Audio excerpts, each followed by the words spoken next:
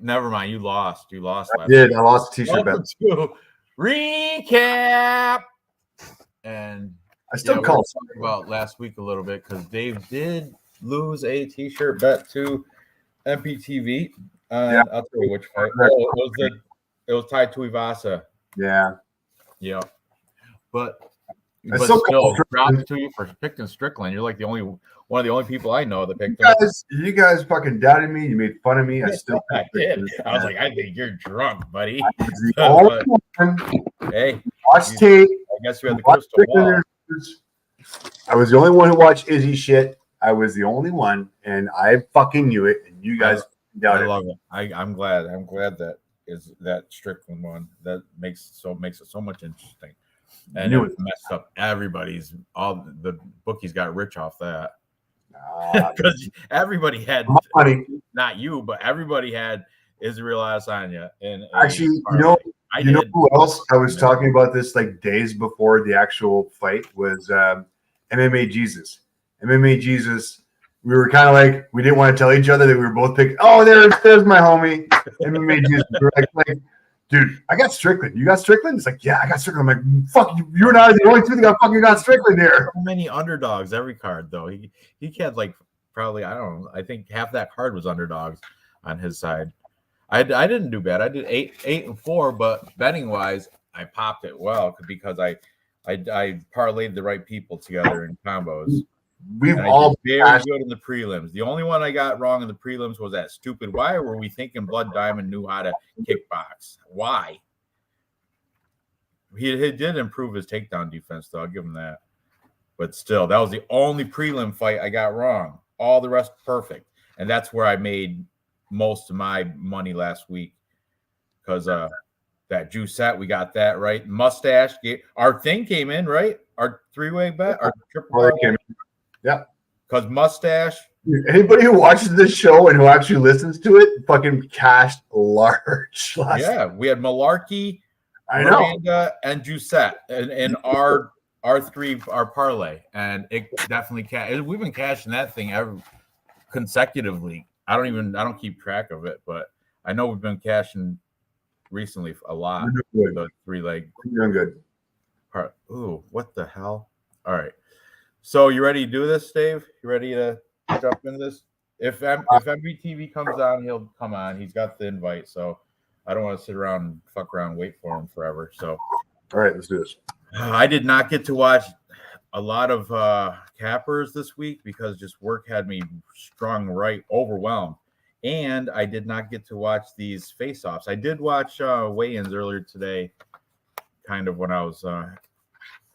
I was playing it in the background. I don't think anybody had to use a box or miss weight. No. Yeah, no, I think we're good. So anyway, yeah, I have been. That Dave and I were talking. We've been doing so well lately compared to last year. This just recently, Dave's got to unload make withdrawals from his online betting, Bet365, a couple times now. Yeah. Good for you. I've been maxing out my exit payments for a little bit. I've been doing well too. I hit the afternoon games for NFL last week. Perfect. I went perfect and nailed them all. I messed up a couple morning time ones, but whatever. Yeah. The one downfall with Bet365 is that you can only withdraw $1,000 a week. That's fine. That keeps the bankroll alive. That's fine by me. I got an extra paycheck every week. It's all good. It's all good. I love it. So let's get into this one because this one is a little bit tricky here. There's a couple. I don't want to jump ahead, but Kevin Holland and Jack Della Maddalena. I'm still. What? Oh man, that's driving me nuts. That's one of my locks of the night. What's that? That's one of my locks of the night. Oh, interesting. We'll see. You have to talk me into it because I could go either way. I was not impressed with Jack Della Maddalena his last fight. If that's your lock, if that is he your lock, I don't want. Just don't spoil it. Shut up. Shut your mouth. All right, I'm gonna go get a beer, and we're gonna. You didn't do any homework. Homework is okay. I have a box. I know, Bunny Pilsner. Hey, how you doing, buddy? So I think Hey, fella. Dave owes you a T-shirt, doesn't he? Oh man! Oh, I didn't Yeah, want to start bringing that up, Dave. motherfucker got lucky once in a. Everyone, REECAAAP. it depends on a dog's ass every once in a while. Shit happens. Hey, you know what? I realized I got hustled by you. I realized I got suckered into a bet. I was so excited. You just lured me into it with the whole sweatshirt deal. Because when I was like watching, I was like, motherfucker, Tai Tuivasa, he's gonna lay him out, and I'm gonna have to get Dave a fucking hoodie with the Canada tax. Oh my god! My palms were sweating, Dave. Oh my my palms God. sweating. I should have bet the Strickland fight. Dude, it felt like I know. I offered you. Bet the I Strickland. offered to take. I think. Sexy Man, Pleasure Man. I think that was the one I offered to take, and you were going to take Tyson Pedro, and I think you doubted Tyson Pedro is what it was. That's right. I got that one wrong. That was a messy one. But I offered to take take Izzy on a T-shirt bet. You're like, no, that's the one you should have took because like I said, you're like one of the only people I knew that picked Strickland to be, God. If it makes you feel any better, your T-shirt's going to be there in 11 days. Sweet. I look forward to the Sherpa. I will stand on top of my mountain and look down at the Sherpa climbing up to me. Yeah. I hope he gets it up there. Hope there's a ski lift.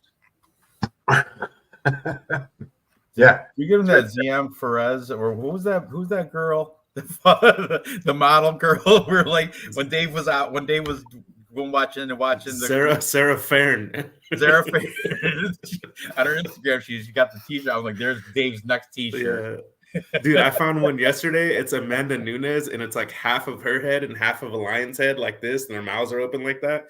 Oh, and because awesome. there's limited totally shirts. That's the fair. Yeah, it's pretty nice. It's nice and it's a muscle fit. I'm still loving that was one of the first ones he won. Yeah, this is an OG T-shirt bet. Yeah. Khabib. Back in the day, a long time ago. That was when we first started. That was like COVID days. He got that, I think. Anyway, like I said, I do not have a lot of background on many of these fights. I didn't have a lot of time to watch cappers this week. I did watch a few though, a couple of them, but so you guys are gonna have to do a lot of the feeding the info here. So hope you guys did some research because I didn't. I'm just be honest with you. Did a little dives, a couple of deep dives there. Yeah, we'll get into it. So ready to take off with this? Like, let me load up Tapology anyway, so I can follow along because I can't read. Well, I guess I should do this. Hang on. Yeah, share screen, buddy. We're getting there. I'm just shut. Jesus Christ. Jesus Christ. Huh? Dev the dude. Jesus Christ. Oh. No, Dev the dude. No, that was wrong. MMA Jesus. Okay, you ready? Come on. Josephine Knutson. She's right? Knutson? Or is that K silent? No, I think you pronounced the K. Somebody said that they heard the commentators. But you know what? I heard this though. I swear I heard that you pronounced it. Yeah, I'm gonna pronounce it. I've heard it pronounced. That's why I'm saying the K too. Knutson. Josephine.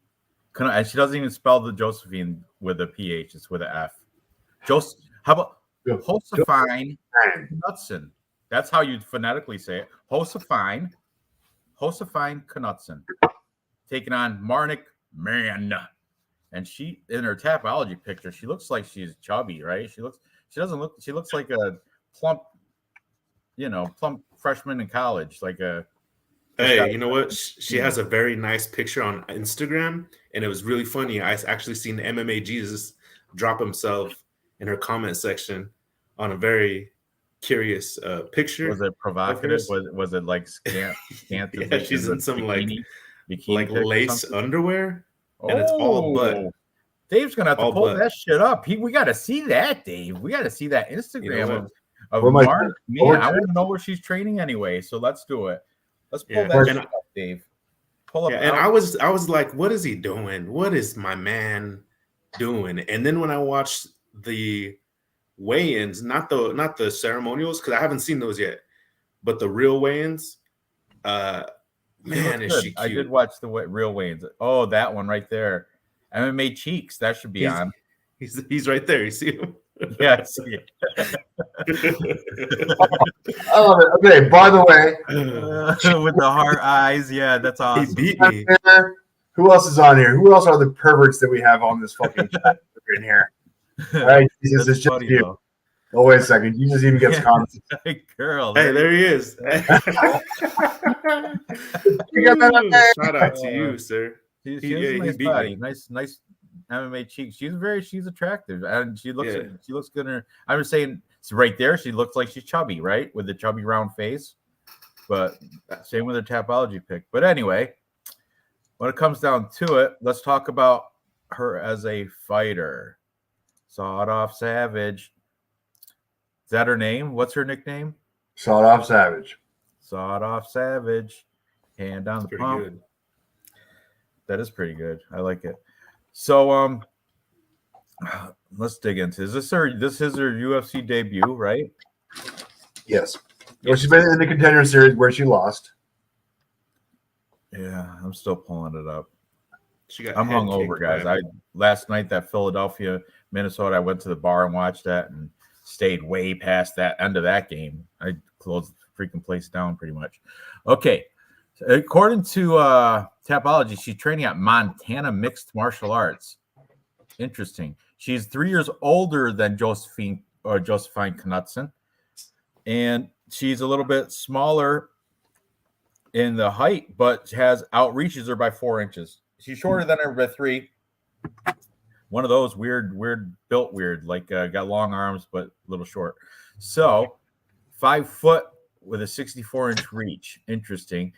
And she's coming off the win against Amber Brown in the LFA. Before that, there's the Contender Series loss. Her one loss, and it was to Bruna Brazil. I know that name. She was the one that everybody was on to beat Denise Gomes, and Denise Gomes came and knocked her out cold. Right? Then did she finish it, that fight? Denise Gomes? She did, didn't it?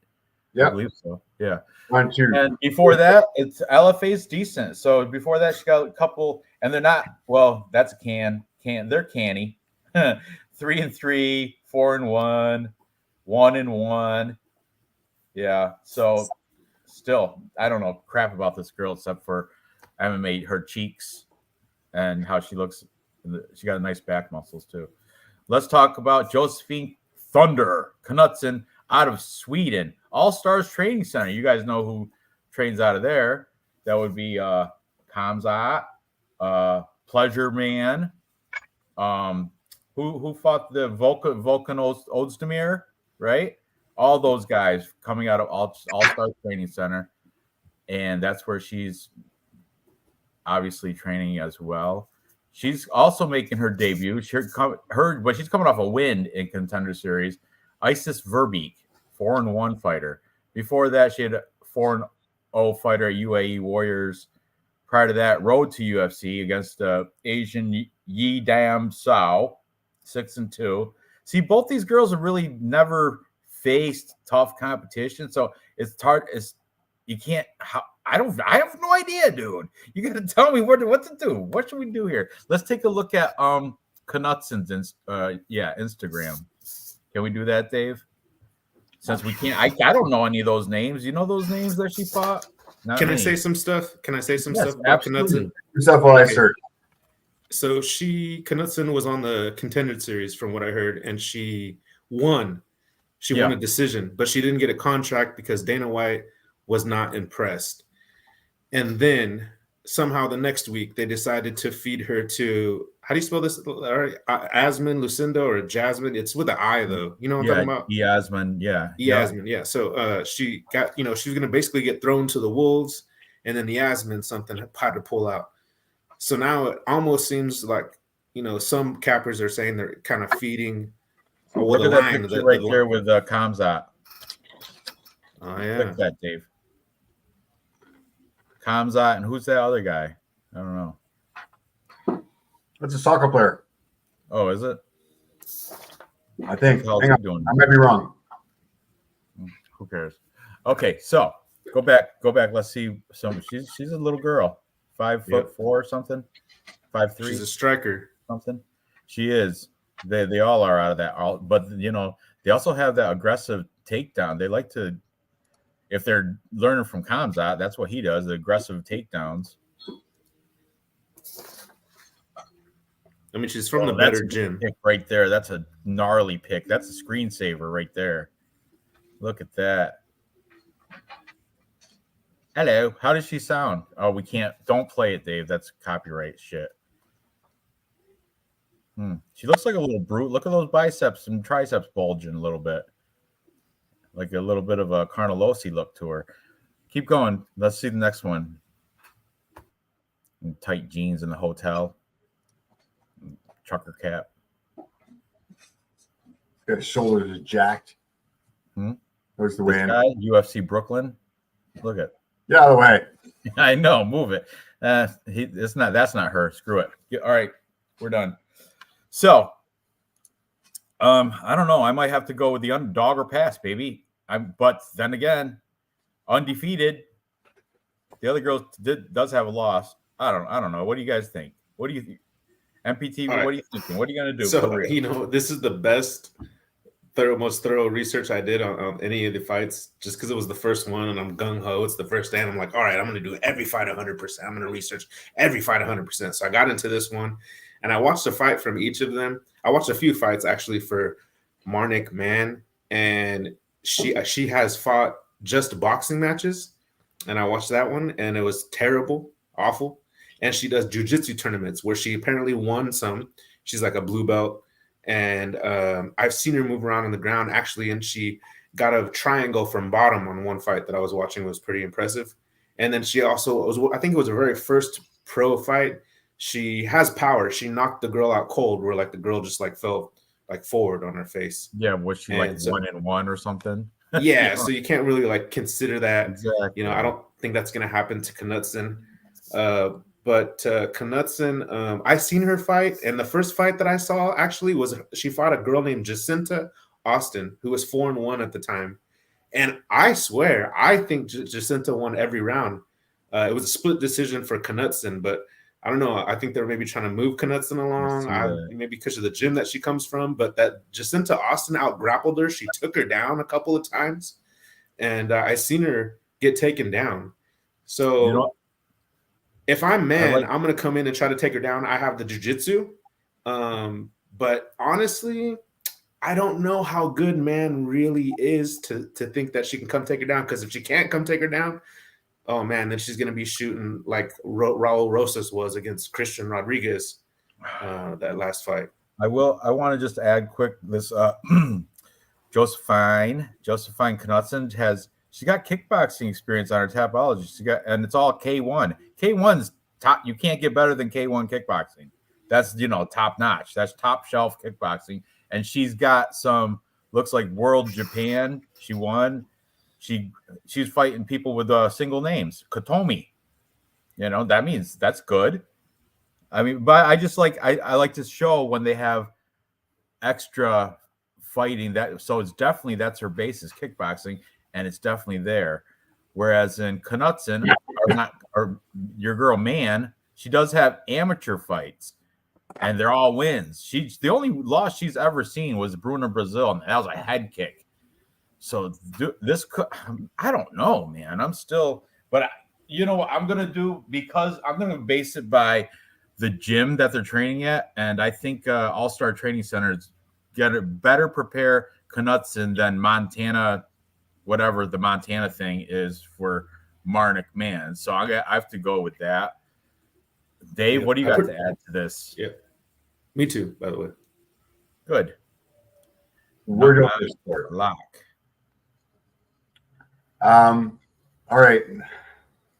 I don't want to put my tinfoil cap on too much, but I will do it a certain bit throughout the whole night this evening just because of, it pays out. Josephine Knudsen, rising star for the UFC. UFC is doing everything they can to make her a winner. Currently 6-0. The taller fighter, the bear-looking fighter. I'm sorry, I get it, but she's not posting G-string shots on her Instagram. All right, she's actually posting fighting. Good point. I mean, I get it. It's this here is she is invested. She has been through the whole repertoire of the Contender Series, everything like that. She has 2 fights on there. Marnik, man, I love you dearly. You're hot. You'll be a great Instagram model. You'll do really well doing that. She's just unfortunately a little bit older, a little bit young in the career, and really small. And I'm like really, really, really, really, really small. I'm going with the undefeated fighter, Josephine Knudsen. I'll throw some stats at you just for shits and giggles. Josephine Knudsen, strikes landed per minute. And I've only got, guys, and take this for what it is with a grain of salt. I've got 2 wins here for Josephine and 1 loss for Marnik. But strikes landed per minute, 2.90 to 1.99. Slight advantage to Josephine on the feet. Strike absorbed, 1.73 to 4.19. Marnik, you have no defense because you're a ground girl. But the problem is when you're 3 feet tall, it's really hard to take people down. You've got the lower center of gravity. Once you get them down, you're good. But your takedown accuracy is only 37%.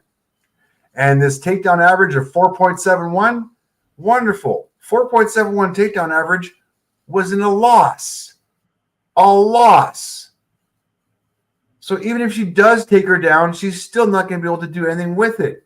And the fact that Josephine Knudsen has 100% takedown defense really scares me as the bigger girl. I get it. Marnik has the bigger reach, but Josephine's going to come in this cage 10 pounds heavier. She's going to have the advantage on the feet. I think she's going to be able to stop the takedowns. I'm sorry, MMA Jesus. I'm looking for Knudsen. Do you have them? Might have it within distance, but I'm gonna prop it out at Josephine Knudsen by decision. Do you have and we haven't watched face-offs on anything yet. Let's watch some face-offs here. I just want to say one thing, especially the MMA Jesus, because I know he has this by these sub. are weigh-ins, but they're not face-offs. Here we go. Okay. Manik's subs, they came in her amateur career. And then the one sub that she does have in her professional career happened when she was on the bottom. And that tells me that she's not a very strong wrestler. She doesn't have a heavy top game, is what she's going to need for MMA in general, especially for the UFC. Yeah. She has no defense on the feet. She's going to be dialed up. She's going to get Knudsen. Yeah, that's going to be a problem. It really is. And guys, I just your first time that she's been Knudsen. I just want to go back because especially showing that ass pic in the Instagram. I know Marnik Man. She's been Knudsen. So that Instagram pic, I'm sure a lot of guys have been Knudsen after watching that picture. Knudsen as well. Yeah, exactly. Fine. Let's see it. Let's see Josephine. I need to say something before I go into the first weigh-in. Sorry, the first face-off, and this is part of my tinfoil hat all night long. Look how this face-off started. We've got the mariachi band. Oh, of course, it's Noche, dude. Noche. That means night, MPTV. Dude, you begged me to be on the show today, Rand. You said, hey, it's UFC Noche. You have to be here. You're like an American taco. You're like a bologna taco because you speak Spanish and you're Mexican. Hey, you know who else is like me? Dominic Reyes. When that reporter asked him to speak in Spanish, he really doesn't know because I seen him with his dad in a Mexican interview and he was asking his dad, what's the person saying? So I'm not the only one. Right. It's California. Like the old school Koreans, they call me, I'm called a Twinkie. Yellow on the outside, white on the inside. Because I don't speak Korean. It's like a Korean, like the old school guy. They look down upon me because of that. Yeah, we're called coconuts because I'm brown on the outside. I have a Chinese friend who is married to a white guy, and she has a baby, newborn, very cute. It's her chunky. Oh, I get it. It's her chunky, and God damn it, it's the cutest little chunky I've ever seen. Yeah. Damn it, like if you were gonna make the cutest baby in the world, the chunky is. Anyways, my kids are Grecian. Guys, this real quick. The show got racist real quick. Anyways, the point of my putting the mariachi out there is that I'm a little preview here, guys. I'm picking every single Mexican except for one that I'm doubting. You got to put in a Mexican combo, a full Mexican combo. No, there's I'm doubting one, but I'm all in on every single one of them except for one. When we'll talk about it later on. All right, here we go. Either Kyle Nelson or Jasmine Just Delicious. I will. I love. I think Marnik Man is very attractive.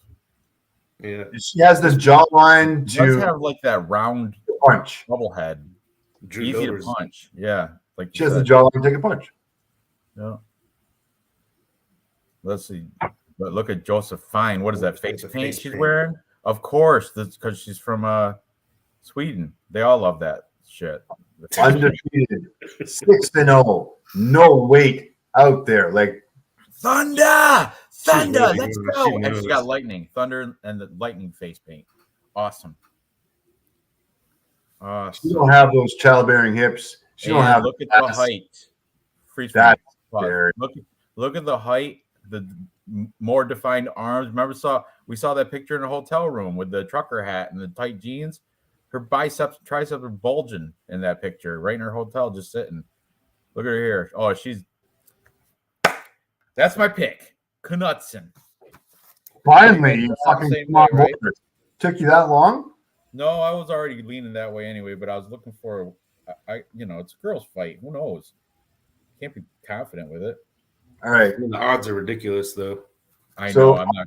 Knudsen, you're on Knudsen. All right, What are the odds, Dave? What's the money line? Oh, we're on this yet. You gotta give your chat some love. You don't give your chat enough love. Shut the fuck up. They can wait. It's not like they're going anywhere. I'm well traveled throughout Mexico and Central America. About better. He's also Mexican. Yep. Drew Dober face. Yeah, she does have that Drew Dober jawline there. That Marnik Man Drew Dober jaw. Let's see. There's nothing else for them to do in the north besides face paint. Face paint and train. Yeah. My parlay is Zellhuber with Kyle. Well, we're not there yet, but thanks for jumping ahead and spoiling it for everybody. Okay. This is why we don't let Ranj do the chat. I'm sorry. So, what did you say the odds were? I can't read that. Money line. 700. Ridiculous. What? No way. So much chalk on there. The neighborhood kids can ridiculous. That's draw on the sidewalk with it. That's my Tapology pick, but there is no way dollars touch, not nothing. If anything, I'm going to scratch off on Marnik Man. Root for that girl. All of a sudden, but my Tapology pick's definitely Knudsen. What is she plus? What does that say? 500? Plus 500. Wow, $10 win you 50. Like that. All right, let's move on. Get off that curtain jerker. Next, we have this guy, Alex Reyes. He hasn't had a fight in like 6 years. I think because I'm legit. And that's right at your cutoff right there.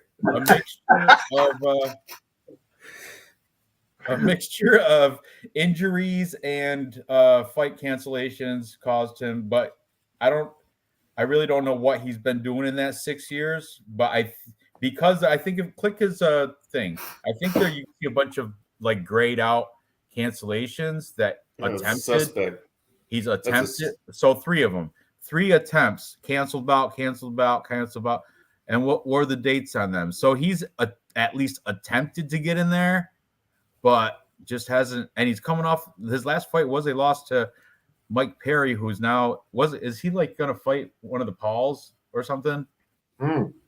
Jake or Logan? He's a backup for Logan Paul and Dylan Dennis, I think. Yeah, I think I knew it. That's right. He's a backup. But anyway, nothing to do with Mike Perry in a bare knuckle fight. Huh? That's probably the best bare knuckle fight. Did you guys ever see that video when he beat that 65-year-old man up in the Florida hotel lobby? Yeah, I've seen that. Tough as nails, Mike Perry. Come on. Doesn't matter. It's a bare knuckle fight. I'm fucking running. I don't know how fast I can run, but Usain Bolt ain't got nothing on me if Mike Perry's fucking bare knuckle fighting. I'm fucking out of here. See ya. Okay, so All right, where are we at? yeah, where are we? Alex Reyes. Yeah, That's the spot in a fucking years coming off a loss. I don't know. Where's he training out of? Yeah, let's check his Instagram. On Instagram. Yeah, I seen it. He's training with Brandon Moreno. Entram Gym? Is it Entram? Is he representing? No, he's U.S. But yeah, I think he's just getting in some work. You know, to be honest with you, I actually went on this gentleman's Instagram, and he's been training for over a year. If you just go through the reels, he's been training for a year. He's been training, right. But his schedule is so suspect. He has 10 canceled fights. And that's how so come it weird. only shows 3 on there? No, it shows more than that. You just stopped counting. There's more. We just I said since I see them, that? but I was like since recently, since I was like 2017. last fight. But it's his whole career. He's an injury-prone guy. Huh. Oh yeah, you're right. There is a bunch of that. How old is he? This guy's past. Look at that right there was his prime. That green streak. The green streak where he had consecutive. Go down further. He had those consecutive. Look at all those W's. That was his moment to shine. But anyway, what is he? 30 something? 34? 36? 36? I was 34. 36. Fuck. 36. For a comeback at 155. That's kind of you're coming back. Dave's doubting his whole Mexican. He's not. There's a U.S. flag though. This guy, hilarious. You can go either way. You can put him in or exclude him. But the real Mexicans have the flag by them. You know what I mean? Yeah. Like Chavez, Padilla, Zellhuber, those just guys. Because his last name is Reyes does not mean he's Mexican. You fucking racist bastard. Just put it out. That's Dominic Reyes' brother. Are you talking to them? Are you looking in the mirror, Dave? Because no one said shit. No one said anything. He's from Victorville, California. It's like 100% Mexican down there. He's a Mexican through and through. Super Mexican. Okay. Oh, look at Reyes runs his own gym the last couple years. Okay. What gym is that called? Did we check his Instagram? We did. Is that it? No, that's a boxing gym.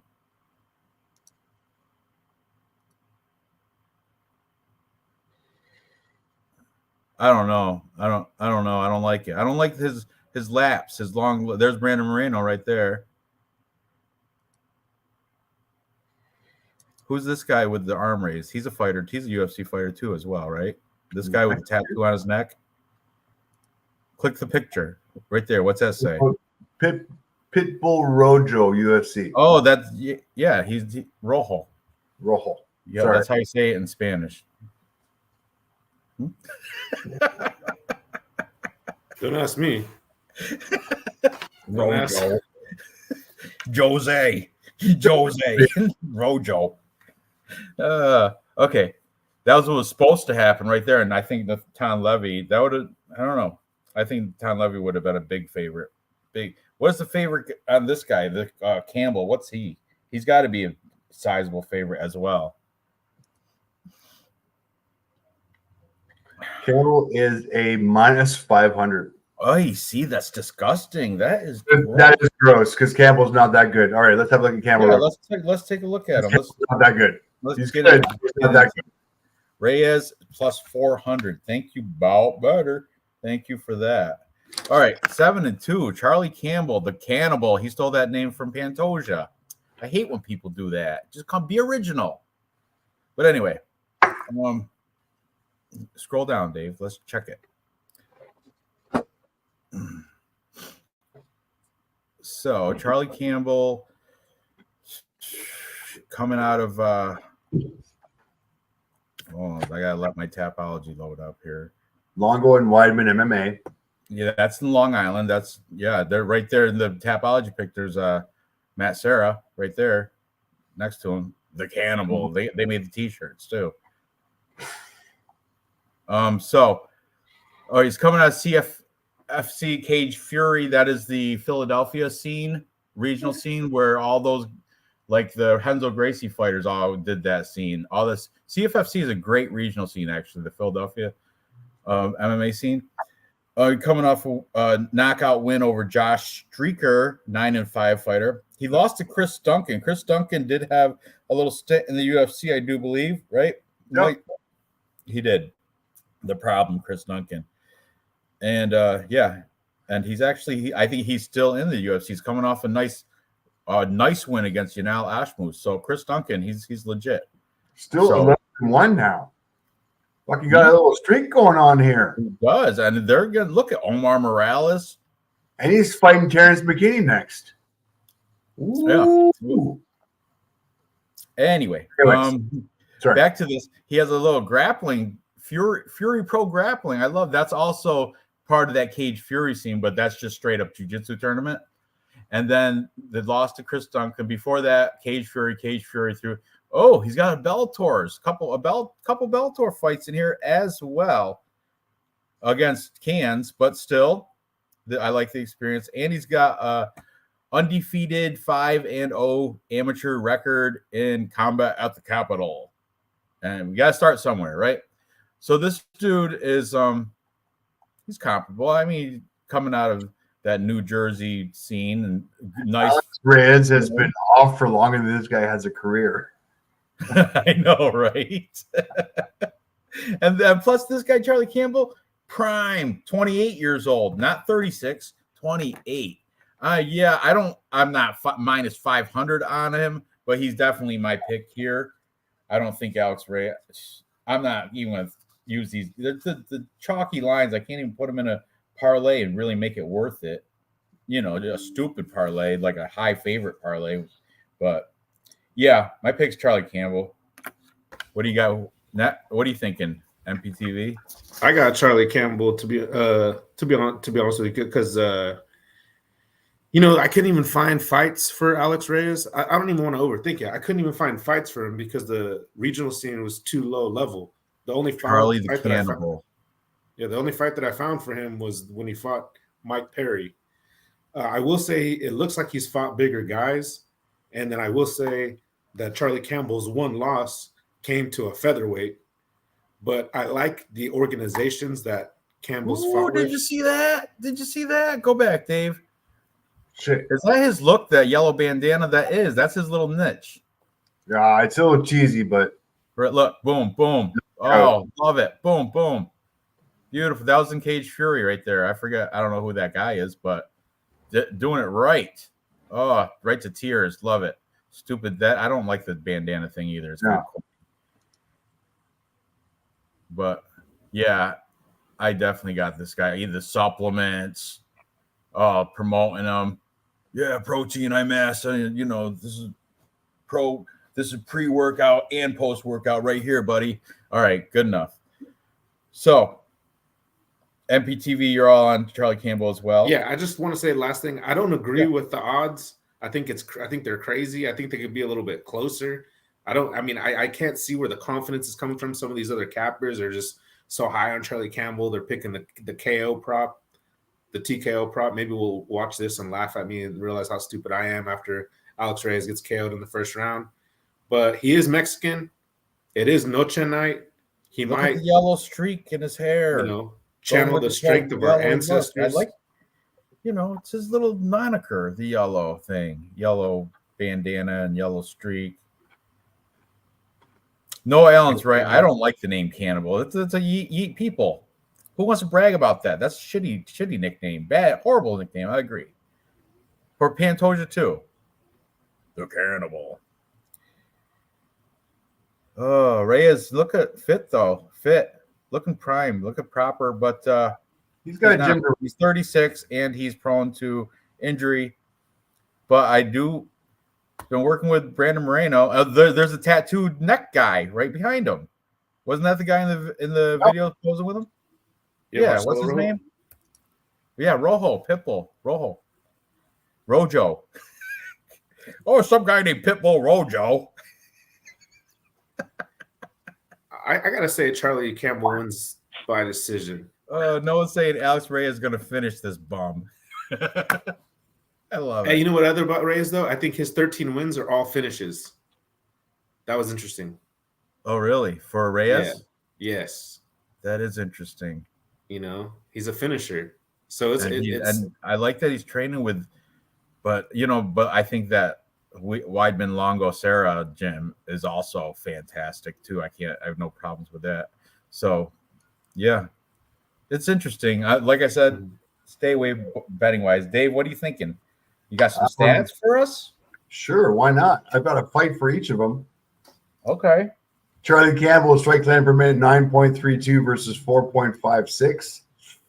Both of them showing absolutely no defense with strike absorbs 8.74 versus 8.35.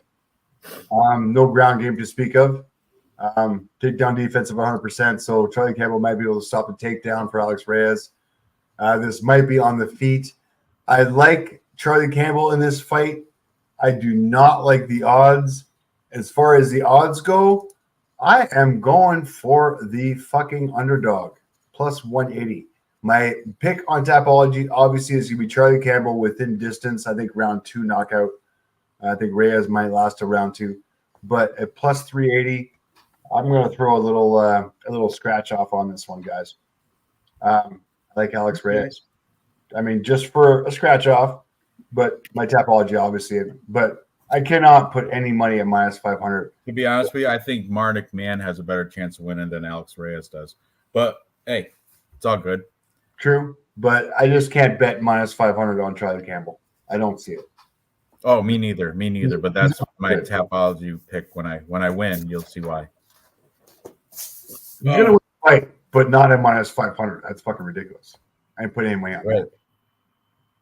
So, and Alex Reyes, like MPTV said, finisher. All 13 wins by finish, which is raising a big flag there against Charlie Campbell. And he might need to justify his gym for his retirement. So he might come out and actually fucking put out for this one. Okay, moving up. Oh, one of my favorite Canadians, Jasmine Jasudavicius. Makes so much money off her. I've won and lost money from her because I won that one L in the middle. I bet on her every time she's gone out there, but that L right there against Natalia Silva, I think that was the one heartbreaker. That was the one I was like, sucks. Well, nobody knew how good Natalia Silva was back then, right? So you can't blame me there. And then Jasmine had been looking good. I picked her over Kay Hansen. Recency bias, though. Miranda Maverick, she looked phenomenal. She looked like a totally different fighter. I was so impressed with her, and then she came in as a dog, and I won money off that. I won way more than I lost on Natalia Silva's fight. That fight with Natalia Silva. So Jasmine, she's. I'm a big fan. If I remember well, I might have watched that live. Was that pretty good? Yeah, I watched it live. 289. Don't even ask. I was there. Oh, you're right. I know you. I know, Dave. You got the pictures through of Blake. Did you suck Blake Builder's dick or something? I would have if he let me.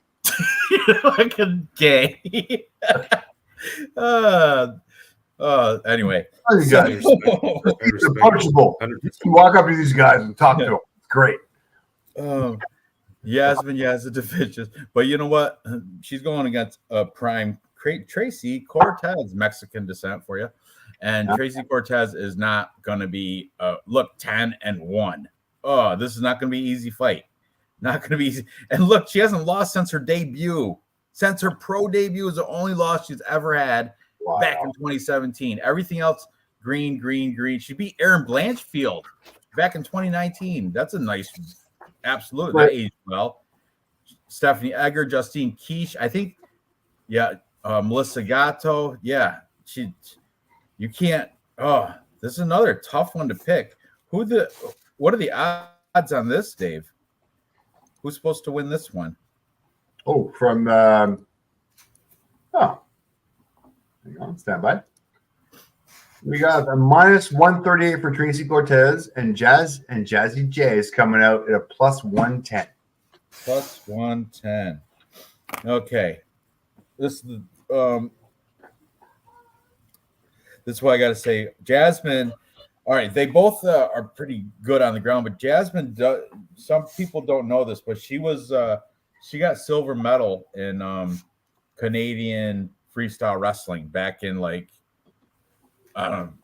It was back in like maybe 2016 or some shit. But she had like a Olympic silver medal in the Canadian freestyle wrestling.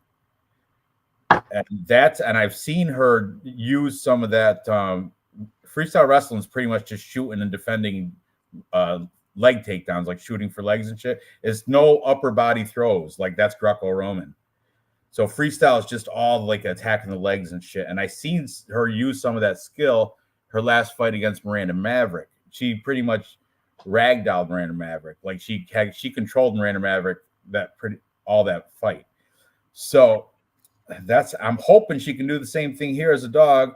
But nothing. I'm putting shade on Tracy Cortez at all. Tracy Cortez, even on paper, she's a favorite for the reason she should win, but dog or pass. And I'm biased because I like Jasmine. I'm a fan. Jasmine. So it looks like the crowd the chat is on mixed. Cortez lock, fat ass theory, fat. We'll see when we see the face-offs, but yeah, I imagine. I don't know. Jasmine's a good-looking girl too. We'll see. Tracy all day. Tracy via KO. I warn y'all every time about Talia Silva. She doesn't show. Or we don't listen. TKO minus 130 for exact method of victory. Jazz is an increasing dog. Yazovicius plus 110. Thank you. It was a pick 'em earlier this week. Look, there she is. Oh, yeah, she does not have a fat ass, though. She got that white girl Canadian ass. Wow, fuck yeah. That's what I fell in love with her. She was like, fuck yeah. Is that Brandon Allen? What was that? Go back a little bit. Can you go back a little bit? Was that Brandon Allen? We can go back. We can do anything. I don't think so. No, it's not. It's not. That's her man, though, from Niagara Top Team. Gigantic. He's too heavy to fight in UFC. Tracy Cortez, what a beautiful smile she got. She's a good-looking girl as well. Mm-hmm. Let's see how they size up, though. Look at Jasmine's got a little bit of height, little reach, They're both got the intensity going, but look at that fat ass on Tracy. Fat ass theory lives. And that if it's a fat by who's got the fatter ass, Tracy Cortez, for sure. Viva. The other one, Jasmine's like a SpongeBob SquarePants there, and she cuts her cocaine with no acetol. So, yeah. Sure. I think I want to take Jazz because she's plus money. But you know what? I'm still on the fence. What are you guys thinking here? MPTV? Just my first point, I don't think Jasmine has a high ceiling as Tracy. I'll be nice. I'll say it that way. I think she's just better. I know Jasmine looks like a dog right here. I like Jasmine too. I like her on the mic. I like her personality. I like her as a fighter. But if we're picking winners and I'm putting my money on it, I'm putting my money on Tracy. Jasmine struggled against Elise Reed. She was reversed by Elise Reed. From what I understand, Elise Reed's Taekwondo or karate or something like that. And yeah, Tracy Cortez, Air Force, like for real. She teaches hand-to-hand combat for the Air Force. That's legit. So I'm hanging my hat on. Jasmine could have had an off day. She could have had an Izzy day, if you want to call it that. It's an Izzy day. I don't feel good. I'm sorry. That's a new phrase. Izzy day. I feel like Izzy right now. I get to work today. I use a flex PTO day because I'm having an Izzy day. Messed up, huh? No, I'm sorry, Izzy. Why I fucking picked Strickland against you because you're a fucking. Hey, nice call on that, Dave. So I'll just say, just to get to the next, I'll just say, I got Tracy. She's a little bit better. She's got a little bit better striking. So if Jasmine can't take her down, maybe Jasmine will be the better striker because she's longer. But if we're going by the stats, I looked at them. Dave, I don't want to get ahead of I don't want to take, what do you call it, step on your toes or anything. But I think the differential was better for Tracy Cortez. Thank you, dude. Is Tracy Cortez coming out like a family gym? Doesn't she like her brothers wrestle or something like that? I heard. I think where's she coming out? I think she's like her it's a family owned facility. Like her dad and her brothers or some shit. She went to Brazil for a while and trained with the Pitbull brothers. What is that picture? What was that picture? Was that diamonds on peanut butter toast? Never mind. Oh, all right. Cortez MMA. Yeah, definitely. That's her. She has her own gym. It's her family's gym. Ooh. Boom. Show off that feather tattoo. Lifting her boob. Not much of one, but man, she is a good looking girl though. Whew. And I hold oh, look at that. The peach ass. But look at that right there. Whew. She's just modeling her UFC wear for the fight night. This is what she's doing, guys. Even Paulo Costa on me heavy, but I know my reward is on the other side. Oh my goodness! Wasn't Brian Ortega was hitting this, wasn't he? Yes, and even he couldn't finish. That's why Dave's jealous. That makes some pretty babies. Damn. Not of Brian Ortega. He's jealous of Tracy Cortez. I would do both of them. Honestly, Ortega's my man. You know what? I was wearing my Team Ortega shirt all day today, Ranj. I swear to God. Getting that Mexican spirit. I was wearing that Ortega shirt. Ortega's like the whitest Mexican. He don't even look like he's green. He looks like he's green. Nice. I'm still a fan. You guys are haters. It isn't game. It is if you look them in the eye. It's so fucking weird. Oh goodness! Come on now. That's it. You know what though? I'd rather see training pictures than modeling pictures. I kind of like fade when they do modeling shit, and I get those Paige Van Sant vibes. Right, like oh look, that was a cool thing though. Getting her ghetto gear on, Phoenix Suns. Well, hopefully she didn't party because she did spend like a month down training. Is that a big weed plant behind her? And I hope Melissa Gatto, I hold her high in regard, and Tracy Cortez made her look bad.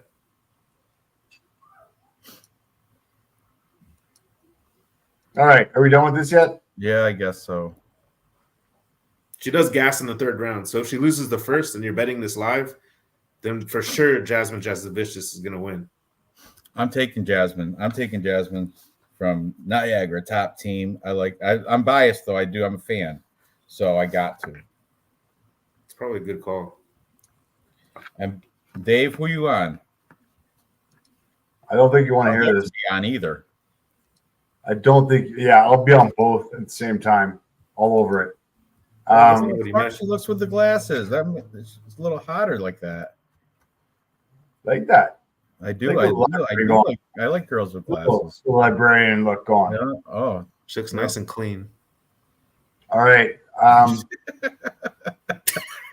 Good adjective. Clean. You're not gonna catch nothing off that. She got glasses on. Yeah, of course she's gonna be clean. All right. All right, here's my spiel. And I'm sorry, Jazz. I really apologize. I firmly believe that in your fight, in your last win against Miranda Maverick, I hate to say it, and I saw it live. I was there in Vancouver, UFC 289. You had the crowd in your favor. You had the judges in your favor. You had the home field advantage. You got to get the jump on her. It was good. Unfortunately, Jasmine, you're just not as refined as you should be. You are I love you dearly. You are a bully, but Tracy Cortez is a little bit, there's levels to this game. And TC, and I love you, Jazz. I love you, but TC is going to come in here and beat the crap out of you. She's going to control. There's levels to this game. I'm betting against the Canadian for Tracy Cortez, who is 10-1. Stats suck on both of them. Strikes landed per minute, 3.56 compared to 3.32. Little advantage to Tracy on that one. Strike absorbs 2.32 to 3.92. huge advantage to Tracy on the strike absorbed. The ground game, 2.80 versus 2.20. Takedown accuracy, 48, 44. Defense, 41 or 71 versus 78. This is a washout on the ground, guys. On the feet, I think Tracy Cortez is going to be able to have the advantage. Jasmine is not going to have the hometown crowd advantage that she did. Miranda is not going to have a down night like Miranda Maverick had a down night that night. Jasmine was able to take advantage of that. Obviously, as you saw, Miranda bounce back in her next fight. Jasmine, I love you dearly. I'm going Tracy Cortez on this one, guys. All right. Only took you 10 minutes to get that out. So I'm betting against a Canadian. I know you. I know. We all know. I got to justify this shit. It's going to be Tracy Cortez by you yourself. guys are both taking Tracy Cortez, and I'm by myself on Jasmine. That's fine. Yeah, I like being by myself. I expected it. Yeah, that's Dave to take Jasmine and Ranch to take Cortez. I'm shocked. That's all right. So Jasmine is terrible on feet. I know, but hopefully she's going to use that silver medal, that freestyle wrestling. Anyway, moving up the card, we have Edgar Chairez taking on Daniel Lacerda. What was his name before? Daniel Da Silva. Now it's Lacerda, right? Look at those reds. 4 consecutive losses. How is he even still around? How is Daniel? Because he's exciting.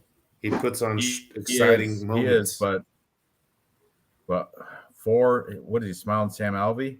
I mean, Jesus, how many times you gotta lose before they get rid of you? Jeff, but look at rightfully so though. Jeff Molina, Francisco Figueiredo. That's and that was a submission knee bar. Ouch. Victor Altamirano, 10-2 fighter. CJ Vergara, 10-4-1. 12-4-1, 9-2. So these are legitimate losses, if you will. But he's taking on Puro Chicali. What does that mean? Pure Californian Mexican? Something like that, right? Right? I'm asking you, MPTV. Yeah, no, I feel this is where it gets weird sometimes when my own people come up to me and they start speaking Spanish to me. How about Miojo? How about Daniel Lacerda? Miojo. And then that is something. Don't say anything back. But you know what? That is also disappointment. Portuguese. Because Daniel Lacerda is Brazilian. So we got Brazilian versus the Mexican and Chairez. Chairez coming off that loss to Tatsuro Taira, one of the hottest flyweight prospects coming in from Japan. I mean, undefeated, fantastic fighter. So that legitimate loss. You can't hate that. And you know what? I remember that fight, and there was a sweating point because didn't Chairez knock him down? I think he did. He had a knockdown against Taira, but Taira bounced back and hey, at least he lasted the whole fight with that super phenom of a prospect, Taira. Right, and I think he did knock him down too, if I remember correctly. Before that, he was in the Fury, UWC against these guys. I mean, not horrible. Look at Ivan Hernandez Flores, 10-3-1. Okay, he lost to Clayton Carpenter in the Contender Series, 5-0. Then he beat a 5-7 guy. That's not great. And then his last win was an 8-4 guy in Fury. They're both the same age. Chairez does have a 2-inch height and 2-inch reach advantage. Chairez training out of Entram Gym, straight out of Mexico. You can't get much more Mexican than Chairez. I guarantee he can speak Spanish very well too. So, I'm going to go with Puro Chicali to Daniel Lacerda. I know they're against comparable fighters, but 4 losses in a row. Shit. And it's just, I don't know, maybe we'll get some hints from their Instagram or something, but I don't see Lacerda winning this. I think Edgar Chairez, even in the loss against Tatsuro Taira, he showed himself well. He represented himself well, knocking him down and making it to decision with the submission guy. So yeah, Chairez is my pick. What's that say? -225. I mean, this card, I guess that's decent on this card, but anywhere else I'd be like, yeah. So yeah, I'm going Charez. What are you thinking? They both all finished. I think all their wins. I think all their wins are all by finish. Both of these guys, and they haven't had a win in the UFC, but they have had wins and they've had success on their regional scenes. I think this is why the matchmakers put this fight together. I don't know why it's everyone's like Lacerda lost 4 times in the UFC. Maybe if Edgar fights all those guys Lacerda fought, he would have lost too. I guess Chaya's Chikali is bantamweight, and I think he held the belt in his thing. Actually, it gets a little foggy right there for me with my research, but I'm just going to go with the Hispanic, with the Mexican. I guess I'll go with the fact that Lacerda's lost 4 times in a row, but he's exciting. And here's the thing. Lacerda almost had CJ Vergara out of there in the first round. CJ Vergara, he had him literally running around the octagon. I know you guys remember that. And I would say that CJ Vergara is better than Edgar Charez. Right. Puro Chikali. I will. So if Lacerda has Puro Chikali in a situation like CJ Vergara was, maybe he actually closes the door, like Terrence McKinney did on this. If the fighter is shitty enough, maybe Lacerda can win. Let me just add this. I see on my Tapology page here that Charez is the number 332nd worldwide ranked bantamweight. Okay, this is a flyweight fight, so I looked. Evidently, Charez is coming down, and Lacerda number 79, double digit flyweight worldwide. Edgar Charez number 332 bantamweight worldwide. So, like, position in the rankings, Lacerda is substantially higher. Yet Charez is a 2-1 favorite. So I think maybe does that play because Charez is coming down to 125, so he's going to be the bigger body, and he will. He's already got 3 inches or 4 inches both ways. So that I think that plays a factor as well. He's going to be the bigger boy in here against a kid that just got whooped in 4 fights. So let's see. Yeah, let's see if we can find him, see how he looks on weigh-in, see if he's sucked out or anything. The reason I can't go with Look at Lacerda, Nelson. He always looks sucked out, even when he's not. I want to go with Lacerda, but I can't. And another reason is because there's my girl. He's garbage after the first round. Man, and Charez might not be. You know what she looks like? She looks like that girl from Wonder Years, all grown up. Doesn't she? A little bit. When Wendy? No. Wendy. Yeah, but what was it? Oh, hell yeah. She was. I have definitely listened over Wendy a few years ago. Life goes on. Used to last. Did he weigh last or something? That was the Wonder Years, wasn't it? Yeah. No. I'm just saying the Life Goes On would come on before that. Those were the days. Life Goes On with what's his name? The Down syndrome. Oh, there we go. Finally. Is that him? No. Shit. That's Padilla, I think. I don't have him, kids, unless I skipped over him. You must have. Anyway, let's look at the face-offs. Who cares what he looks? We can tell if he's sucked out in face-offs.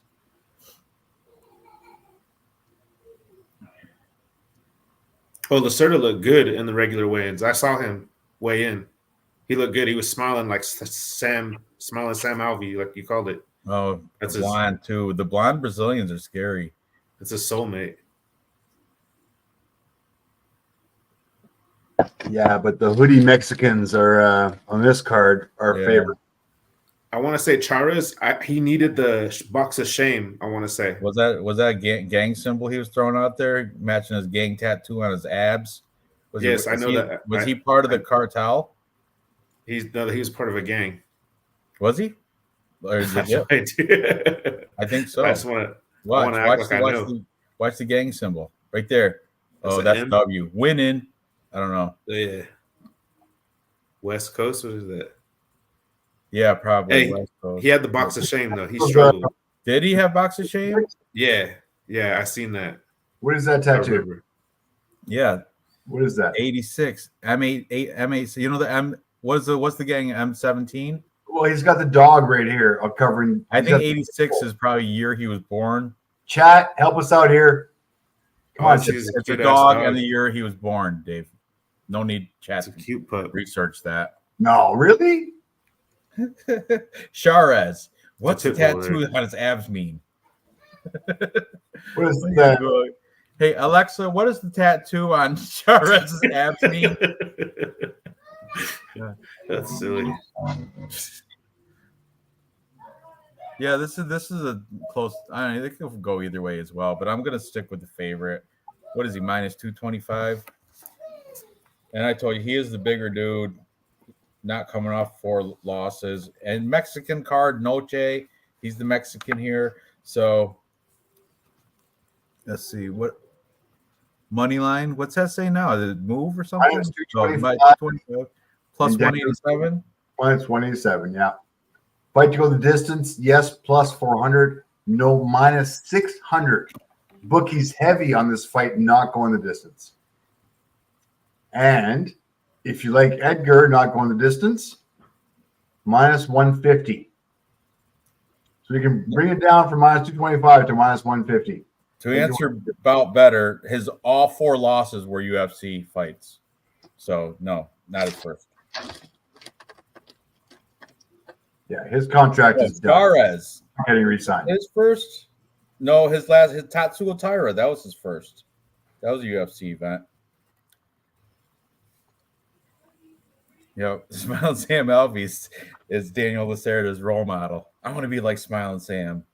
8 losses and still in the UFC. That's what I want to do. I'm excited though. Crowd loves me. Are you going that way, MPTV? Are you going to Lacerda? No, I'm going with Charez because honestly, he's the bigger guy. I hate that he had a shitty weight cut, and I hate that he's still wearing those damn sunglasses. But it's all right. He's gonna be all right. He'll have a good meal tonight. He'll make it. He'll come back. He'll rehydrate. Dave, what about you? First Mexican pick, Edgar Charez. There you go. Over within distance. Tinfoil cap, tequila, margaritas, nachos, all the things.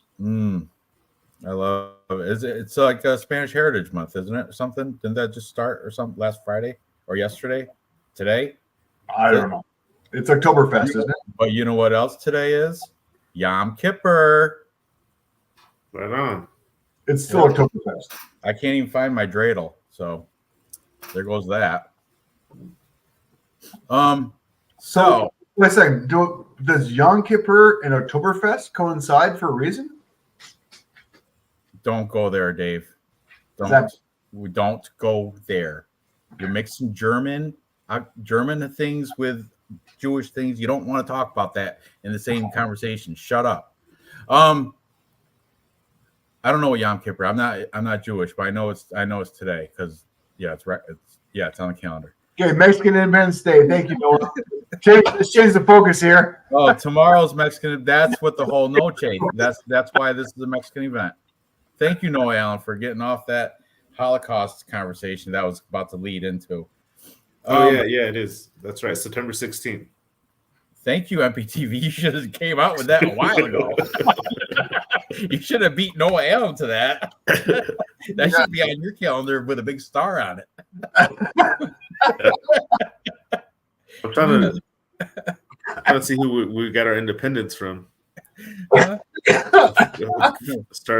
was against the Spaniards. It was probably from Texas. You got our independence from 1810. Texas. Dude, I'm like, okay, so my heritage is French, Canadian, and German. So I'm like conquering and surrendering at the same time. Look, that was saying Sam Alvey's fighting tonight. Where? No way. Dude, that's interesting, man. I hope he wins. Fuck it. I hope so too. I would bet on him if it's a stupid, like a dumb regional thing, if you can. All right. Okay, so I'm on Charez. we all are. Let's move on to the next fight. This is an interesting one. We got Roman Kopylov taking on Josh Frem. So we got the Russian versus American. No Mexicans in this fight, but Roman Kopylov, 11-2, coming off a 3-fight win streak. I love that. Taking on Josh Fremdo, who has been hungry lately, coming off 2 nice wins. Most recently, Jamie Pickett. Before that, he had a submission over Cedricus Dumas, and he looked very impressive in both those fights. I remember seeing him. Prior to that, though, he took that submission guillotine choke from Trayshawn Gore, who is a boxer, who is not really a submission guy. And before that, Anthony, the great Ape Hernandez, unanimous decision. But Anthony Hernandez, he can be the best or he can be the worst, depending on which version of him shows up. Prior to that, he was in FAC where he rear naked choked some Joe Bowman, who is a bum. Joe Bumman, they should just write 4-1 bum. But anyway, Josh from out of Pittsburgh, and he is on his more his like motivation and his trajectory for him is going the right way. Two nice wins, but then Roman Kopylov on this is same way. Alex DiChirico beat him TKO, combination punches. Punahele Soriano, fantastic win, TKO. And Claudio Ribeiro, TKO, head kick. So coming off 3 nice finish wins. Before that, he lost to Albert Guriev and Carl Roberson by submission. But I think that was one of those was his, I think Carl Roberson was his debut maybe. But the Russian here is, again, a decent size favorite. 340, over 3-1 odds on this guy, who is a little bit older and a little bit shorter by 4 inches and 1 inch reach deficit. Man, the sensible thing would be pick Roman Kopylov, but something my gut is telling me Josh Fremd is going to spoil. He's going to spoil everybody's parlays. I can see it happening because he's got that, like I said, that the motion, it's in motion. Everything's going his way recently. Man, what do you guys think about this fight? It's tough for me to call. They both look really good to me in their last performances. Against Claudio Ribeiro, I think it was like the line was like really close. Maybe I'm tripping on that, but Roman Kopylov looked amazing. And I did a deep dive on Roman Kopylov before he fought Claudio Ribeiro, and I was like super impressed. Like, I don't know why I wasn't really like high on Kopylov before, but he really impressed me. And Matt Fremd, he's also very impressive, but he's also looked, and I know it's not stuff that he's going to get in trouble with Kopylov. For instance, I don't think Kopylov is Noah Allen saying Fremd is a homosexual. You love the mariachi band, don't you, Dave? You keep going back to that. Shit, I'm fucking button. Shut up. If Josh Fremd is a homosexual, Dave's all over it. I got Fremd. Yeah. he won't even mention stats. He's a homo. He's my pick. I kind of want to switch my pick now, but I think I'll go ahead and stick with Roman Kopylov. I'm going to take Roman Kopylov just because he's impressed me more. He hasn't. Well, he's a master of sport, which is a very difficult feat to get in Russia. He beats. I'll tell you what, where he trains has Olympic wrestling gold medalists that are like the one dude I think is like 30 something and one. He's like a dude. There's a phenom like Olympic wrestler.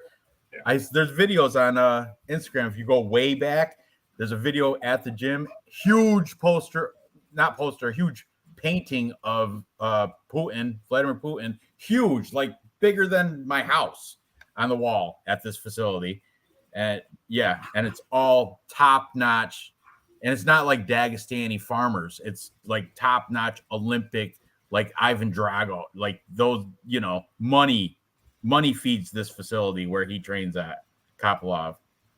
I feel like if Kopylov fought Jamie Pickett, that's who Matt Fremd fought last, I think that he would knock him out. Finished him. Yeah, yes. I agree.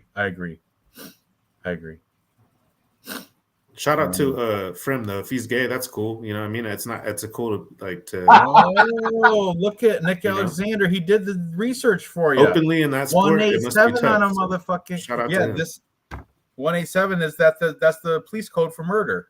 187. Remember? Thank you. The threat that you're going to kill someone. Damn, I'm glad I picked him. That's awesome. Thank you, Nick Alexander. I appreciate that. If I wasn't picking him, I'd pick him now. We already picking him, all of us, because of the tattoo. We said that because he's hood. Oh, Dev, he fights like a homo. You're better than that. He's almost like, he fights like one. Look how he's standing right there. That is, I get the vibe. Typical now. Jesus. Look fashion. at right there with the look at the wrists and everything. I totally get that vibe. Wow, blind to it. Maybe it's just still right there. That's a very finely trim cut beard. I mean, most men do not finally. He's not kidding. You know what? Maybe he's go on his Instagram. Beard. Let's see his boyfriend. That's what we got to do. Go on Instagram. Let's see if Josh Fremd has a boyfriend. Partner, whatever. Yeah. No, that'd be great. Yeah. That'd be shocking news. I remember with the Raiders, we had a gay defensive lineman. You remember that? I do remember that. And I honestly, when he made a good play, I'm like, hell yeah. You know what I mean? Like, let's go. Flying knee. Beautiful. He's got a little on his front fruit, like a fruit. Oh, right there. There's on Lego. There's his boy. That's his partner. Yeah, but what the hell was that? Okay. Huh? Hang on. A slam on Legos. That was a razor scooter. Razor scooter. Throw on Legos. Hanging fucking body shots. They use those rings for other than just. They kick foot stomps. The foot. Oh, that was a hard leg kick. Did you see that though? For real. Balls. What the fuck is this? This is sick. This is playing. This is how we play. This is some Joshua fucking Fabia. Back in the day, like fucking. What is this dude's name that he's training with? Okay, you know what I'm talking about, right? It's a school of self-awareness. I'm sorry. Am I just fucking talking on my ass here? I'm okay. That's a little scary. All right, we'll leave the I'm so the Nick Diaz. What was his guy? That was his name. What was that guy's name? That was the coach. Yeah, Joshua. Yeah, that's right. Yeah, Diego Sanchez is coach. Yeah, Diego Sanchez is coach. Joshua Sanchez. Yeah, I'm sorry. That's and that, I mean, if you need a mural of you fucking punching an alien. Well, that's the guy from Dragon Ball Z, I think. Yeah, isn't it? It is. I don't watch. I'm sorry. Huh? I have kids, Dave, that watch that shit. Yeah, so do I, but my kids are actually fucking. All right, don't stop. Your kid's also 17. My kid's 12. So he can still watch cartoons without getting tore up by BC Dave because he's watching cartoons instead of playing sports. Not saying a thing. Anyway, all right. Was Josh Fremd in Jeff Molina's video? You know what video I'm talking about. Oh, yeah. That definitely was his partner, though, in that Instagram for sure. I guarantee it. I'm sold on it. All right. I'm taking Roman Kopylov. I mean, I'm all about the pride and everything, but there's no play in it. I think Kopylov is better. Master of sport, going from a fantastic Russian gym that's got money backing with all the elite wrestlers of the world training there. Putin financed gym. It's Putin financed. The government finances the gym that Roman Kopylov trains out of. Top-notch equipment, all that. You saw Josh Fremd. He's training with Legos and sex swings and shit. Fucking weird stuff. And razor scooters. Hop the razor scooter. Hop it. You know? But it was a killer leg kick he did. Give him that on his boy. Roman got the cake. Pickett sucks. He sure does. Saw the shot blurred out part. Any news on James Krause? I haven't heard his name in a bit, actually. I don't know. Kopylov is a lock. And Diego Sanchez, yes, that was him and Joshua. That because I remember Nate Diaz was like, "Oh, you and your gay coach playing pussyfoot in the park or some shit." I remember saying something like that. Remember, it's like playing pussyfoot in the park with your coach, some shit like that. It's awesome. The dude, he's like you and the dude with the ponytail. Christian Nate Diaz. Yeah. Touch butt in the park with that dork in the park. You and your dude with the ponytail playing touch butt in the park. Funny, dude, sometimes. Oh, he's the best. I would love to know what Josh was up to. Anyways, in this one, let me go over the stats real quick, guys. Roman Kopylov, strikes land per minute, 4.66 versus 2.72. Going to have a huge advantage on the feet. Unfortunately, strikes absorbed 4.15 versus 2.10. A little bit scary because Roman Kopylov has been, that's his path to victory, is that he's been knocked down and then taken advantage of. But seriously, this guy, there are levels to this game. Takedown average 0.56 versus 1.03. Josh Fram hasn't faced guys who are in Roman Kopylov's even category as far as wrestling goes. So this stats you can throw out the window. Roman Kopylov's takedown defense of 9% is a fucking lock. If you guys like this one, Roman Kopylov, as far as I'm concerned, easy win on this one. Within distance, perhaps at minus 145. The bookies What's look the money line? The money line is minus 350 to plus 275. So Kopylov, heavy favorite. Fight to go the distance. Yes, plus 195. No, minus 250. Bookies are looking at this fight to go to finish within distance, and I am comfortable on Kopylov within distance, minus 145. I think he finishes him. And I mean, if you look at his record, he finished Claudio Rivera with the most beautiful, the absolute perfect head kick that I've ever seen in MMA history. And before that, Soriano, not a fucking lightweight, knocked him out in the second round, and obviously finished the Chichorio as well. I like this guy within distance, guys. Josh Fram does not have what it takes to beat this guy. Sam Alvey's he's even went plus 100 against Adam Rosa Ramos at Karate Combat. I'm looking at it right now. Adam Rosa Ramos minus 130. I'm going to put a bet on Sam Alvey.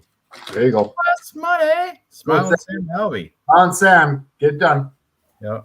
But anyway, so we're all on Kopylov? Yes, sir.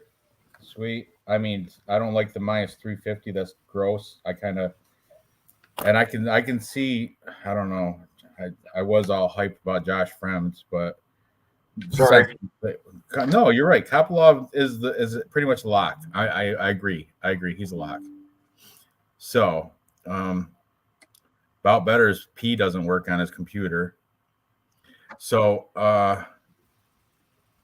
yeah, he's not a wrestler, but you know what? He is a master sport combat sambo, which does have a lot of incorporates a lot of throws and trips.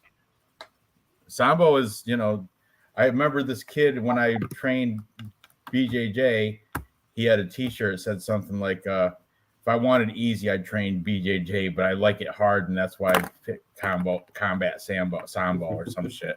It said something weird like that, and I was like, huh, all right. He looked like Chase Hooper. He looked kind of like Roman Kopylov with the curly hair and shit. Actually, it wasn't, obviously, but still. From short notice too. I didn't know that. That makes it even more Kopylov, but minus 350.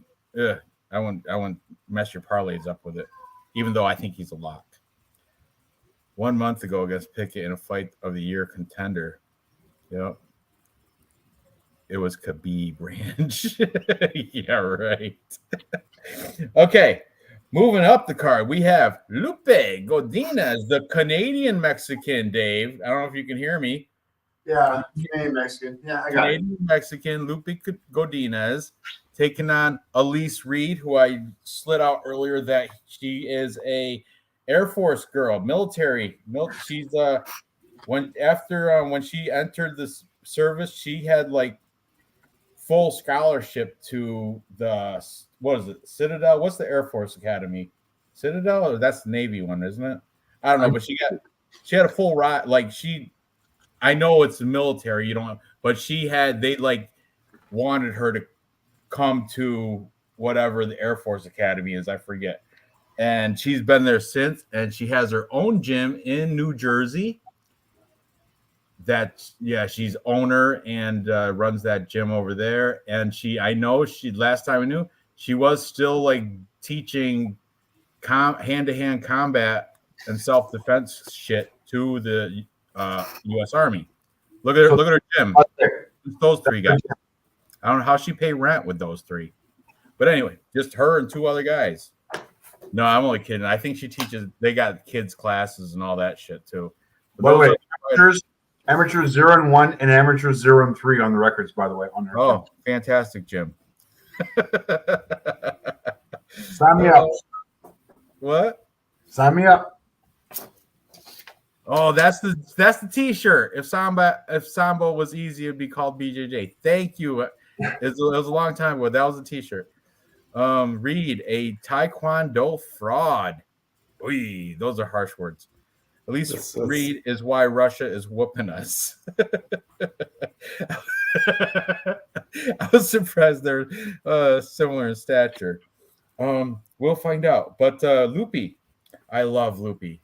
She looks she could be a doppelganger of a girlfriend from the past, like probably 5 years ago, or no, 10. I've been married 10 years, 6 years ago, or 11 years ago, something. Right, it was before my wife. But Loopy, 10-3. You know what I love about Loopy? She had those 3 fights in like a month. Remember that? It was she lost one. She lost the right there. That like she had like 3 fights within like a month time. Luana Carolina was in that mix. So look, there it is. Ivana Gomez, Carolina, and Numa. No, was there? Yeah, they're all pretty close. Sure. Yeah, right. So we got in 2021, January, February, March, April. April, she fought Jessica Penne. In November, she fought, and that was a robbery. Jessica Penne should have lost that. That's right. That was I remember. I'm like, oh my god, she just got robbed. And then she came back in November, fought Gomez. In October and November, she fought 3 fights, which was Juarez, Carolina, and Luke Bumi. That was in like a couple months. I remember that Luke Bumi. That was like 4 days notice. That's why she had these back to back. All quick. She was just loving. She was jumping on all the opportunities she had. So I really love that about her. And Emily Ducati was supposed to be a hot prospect coming in here, and she just put that right down. Unanimous decision. Cynthia Calvillo split decision. Angela Hill can beat the greatest if she give her the right night. Angela Hill's not like I know she's gatekeeper stylish, she was up for that fight. She came up for that fight. She wasn't, because she was coming off of a loss, if I remember. He was coming, or maybe 2 losses. Yeah, so Angela Hill was fucking coming back for that fight. I mean, it was Angela Hill's dad is Benny Hill, abducted by aliens in the 50s. Benny Hill and his wife. Yeah. Interracial couple. You knew that, right? So, yeah, I'm on the side of Lupita Godinez. I'm sure the odds are going to be stupid on this one too. Just like Elise Reed, I mean, she's had her high points, but she's had more low points than high points from what I've seen. And I'm siding with Loopy, but I bet you the odds are stupid again. Oh, not bad. Is that a 1? Minus 450. Oh, that is bad. I couldn't see from here. Minus 450. That's horrible. Yeah. And what's Elise Reed come back at plus what? 350. Ugh, gross. Man, what is this, a Bellator card? Look at these stupid odds. Oh, yeah, you said it. Peter's going to fucking take her down on the ground and control on the ground and just I know, but female 3 rounds, round and pound type of decision win. It's obvious. MPTV, you have anything to add? I think Lupita finishes her. I think that Elise Reed got finished by Sajara Eubanks. I know she did, and she got finished by Sarge. Oh, that was a military battle. Sam Hughes. She got finished by Sam Hughes by from Mount, strikes from Mount. And I had Elise Reed in that fight for some So did weird reason. I remember I had it too because she's coming off that Kay Hansen winner. So that was it was that girl from in Europe, in England. She fought that girl in England and beat her. Corey McKenna, right? Yes, Corey McKenna. That's it. Yeah. Thank you. Yeah. No problem. I think I followed your advice on that, right? Yeah, but I got Lupita this time. And I just, if you want something like a brain teaser, MMA Math, Loma Boomki beat Elise Reed and Lupita beat Loma Boomki. But you don't even need that. I think, the proof is in the pudding with these fighters. I think Lupita is just better. I got Lupita by finish. Agreed. All right, that's minus 450, but still, whatever. Well, kind of. Lupi Gordinas, strikes land per minute, 4.16 versus 2.95. Heavy advantage. Second majority, 3.77 versus 3.14. That's a wash for women's fighting. Takedown average, 3.43 versus 0.66. At least this better not go to the ground, because if not, you are fucked. Oh, Lupi's sister is a Canadian Olympic wrestling medalist. Yeah, champ. Gold. So, takedown average, 3.43 versus 0.66. So you're telling me Lupi has the advantage on the feet. She has the advantage on the ground. Takedown defense of 81%. Takedown, guys. Lupi all day long. Ground and pound dominant. Lupi is not a finisher. Right. That's why Bout Better's got a safe bet there. Lupi and over 1.5. You parlay that. I bet you that it still won't be plus money though. I bet you. Lupi hasn't finished anybody since Juarez in 2021. If not before that, we're looking at 2019. So she's finished. Out of all her fights, amateur and professional, she's only finished 2. Lupi by decision is one of my locks of the night, and Lupi by decision is plus 120. Oh shit, plus 120. Lupi by decision. And as far as the bookies go, fight to go the distance, yes minus 150, no plus 110. Bookies are looking for this fight to go the distance. So am I. I'm looking at Lupi minus 450. I can't bet her, but on decision plus 120. Yeah, look, Reed's been finished in all 3 of her losses. Bet. This is one of my locks of the night, guys. Is Lupi Gordinas by decision plus 120. Okay, there you go. That's a good one. Plus money. Do you want to watch face-offs? Yeah, let's do it. I want to see. Sorry, I want to see Lupi. I'm fucking way behind here. You guys make me work way too much. Elise, you look like a man. That's a good in this business. Yeah, but not in this fight.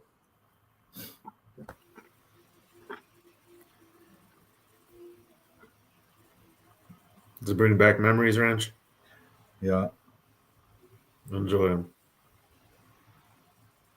I remember she was a bartender, and she quit her job to hang out with me. Like during the shift, she's like, fuck this place, let's go to O'Connor's. And she quit her job at Dixie Grill and left the bar and left with me to go to a different bar. I was like, awesome. An Irish pub at that. Yep. So might have been you might have been the easy exit out. There might have been a build-up before the quitting job. You might not have been the reason she quit. Is all I'm saying. Oh, it probably wasn't. It was probably other factors in there. I'm sure it just wasn't my charm. She was probably unsatisfied with the conditions at work. Dude, so you fucking met a waitress with fucking like, the kitchen is disgusting. Don't ever eat there. A lot. There was other. It wasn't just me, Dave. Just met a waitress with fucking daddy fucking issues, and you fucking okay, all right, I get it. Whatever. There's none of those no waitresses with fucking daddy issues and meth problems. She moved on to better than me anyway. She married a lawyer. She's with a lawyer now. Oh, I'm glad they met that Mary Lord. Yeah, good for her. She can afford her meth now. She can upgrade to coke. Anyway, back on track. We're all on loopy. Let's move on. What's next? We got the curtain jerker to the main card. Fernando Padilla. Padilla is Padilla, right? Because 2 L's is a Y. Pronounced as a Y. Fernando Padilla taking on Kyle Nelson. Canadian. Padilla 15-4 coming off 3 wins. Let's see, who are they against? We got LFA Nate Richardson, Cameron Graves, and Fury, and the UFC win against Juicy J, Julian Erosa by TKO right hook. Fantastic win there. And look, that one loss in his last 5 was against Spike Carlisle. Haven't heard that name in a bit, but Spike Carlisle did have a pretty good reputation as a fighter. He's the younger fighter here at 26 years old for El Valiente Padilla. And he's also the bigger fighter by 2 inches in height and 5-inch reach advantage. Like that. He's taking on Kyle Nelson, the monster, coming off a win over Dave's best buddy, Blake Builder. Yep. You saw that one too, didn't you, Dave? He kneed him to the nuts. And There we go. Watch There we it. go. I'm going to call you Don't Dave. even talk me. All right. How close I am with the UFC fighters. Before that, he had a draw with Superboy, Doo-Ho Choi. But that was like Doo-Ho Choi's first fight after doing that mandatory military service in Korea. So that draw doesn't age well with me because I don't know, whatever. Before that, he lost to Black Country Banger, Jai Herbert, who was I'm not impressed with Jai Herbert. And then he lost to Billy Q. Okay, that Billy Q is great. TKO right cross. And before that, he had a win against Polo Reyes, who is no longer in the UFC, I don't believe. So we have the Canadian Kyle Nelson as a plus 205 on Tapology. Padilla is a minus 250. Again, with the stupid chalky odds. I hate it. But my pick is going to be Padilla, and I think he's going to finish Kyle Nelson. Something bugs me about his sunken eyes and shit. I don't know. But I think Padilla does have, let's see, what's his past split decision? TKO and TKO of Juicy J. Yeah, he's going to be able to do it to Kyle Nelson as well. What do you guys think on this one? I'll go with Padilla. I thought Kyle Nelson looked really good against Blake Builder. If I remember, Blake Builder was the favorite, and Kyle Nelson just came out there, and he was part of my full Canadian parlay. He soaked up the maple leaf and used it against Builder that night, and now it's Mexican night. Now it's Noche night, and they got Padilla. Maple syrup into his Wheaties that morning. Yeah, and he's gonna have to do that again if he's gonna have a chance against Padilla. I like Padilla's size. I like that he's he has 76-inch reach and arms. He looked a lot better. Not that people put a lot of stock into like the actual weigh-ins, but he looked so good. He looked like that. Right. And Kyle Nelson looked like how he looked. Confident, happy. And let's go. That was in English. If you want to put like a stat to it, look at the height. And the reach. Kyle Nelson looks like a Walking Dead. Oh, he looks like a Holocaust survivor. I'm sorry, I didn't even want to go there. It just can't. I don't know what's wrong with me. What is wrong with me? It's more accurate, We always reach this point in the show, anyways. Like we haven't crossed the line enough. Shut up. But honestly, the stats, I like that Padilla has finished 13 out of 15 of his victories. You go to the other side, the gentleman right there, from where Ranj said anyways, he has five decisions out of James Lynch, or not James Lynch. I mean, never mind. He can maybe I don't know. I gotta go with Padilla, man. He's more of a finisher. He's a little more dangerous. Could he lose? Could Kyle Nelson win a decision? Yes, I've heard a lot of cappers picking Kyle Nelson. A lot of cappers that we all watch, they pick Kyle Nelson because he's the veteran. But I still pick Padilla. Look at right there. Padilla looks like he should be wearing a Vote for Pedro t-shirt. Look at his face. Yeah. I honestly wish I would have did more tape study on Padilla, but I couldn't find that much. Dave, what do you got to interject here? Fucking fade that Canuck, motherfucker. I'm sorry, Austin. I love you dearly. I'm a big fan. Your last win, I watched it live. It was, dude, you had to be up for that fucking night. A sold out arena, everybody chanting your name, everybody. I felt I had goosebumps when you stepped in the octagon, and I had goosebumps when Kyle Nelson fucking took care of it. Dude, that was in Canada. That was on home soil with 20,000 people behind him. Ain't happening this time, kids. I'm sorry. I love you, Kyle. I appreciate you're Canadian. But I'm going to go with the reality of this one. Let's look at the odds real quick. Now, why is this that Sean Shelby's sometimes in the middle and then sometimes Dana's in the middle? Why is that? I don't. And there, I noticed in this one, there's no Howlerhead person. There's no like Instagram camera phone person. Like my Howlerhead girls. Look, where is it? Oh, the Asian dude. There he is. There, Asian dude's back there. Doppelganger. He's there. I forgot. Don't worry about it. He's there. He's there. I see him now. I didn't see him earlier. We've got the colored girls. My least favorite one. You have to have the Pedro. I think he just said it right there. Vote for Pedro. Look at the Adam's apple. He's all man. Look at that. Bad. I can't fake that. Yeah, I feel bad. Oh, don't they ask the holler hole? Where's my holler hole? Nope, we got the Asian dude. Yeah. Oh, that's funny.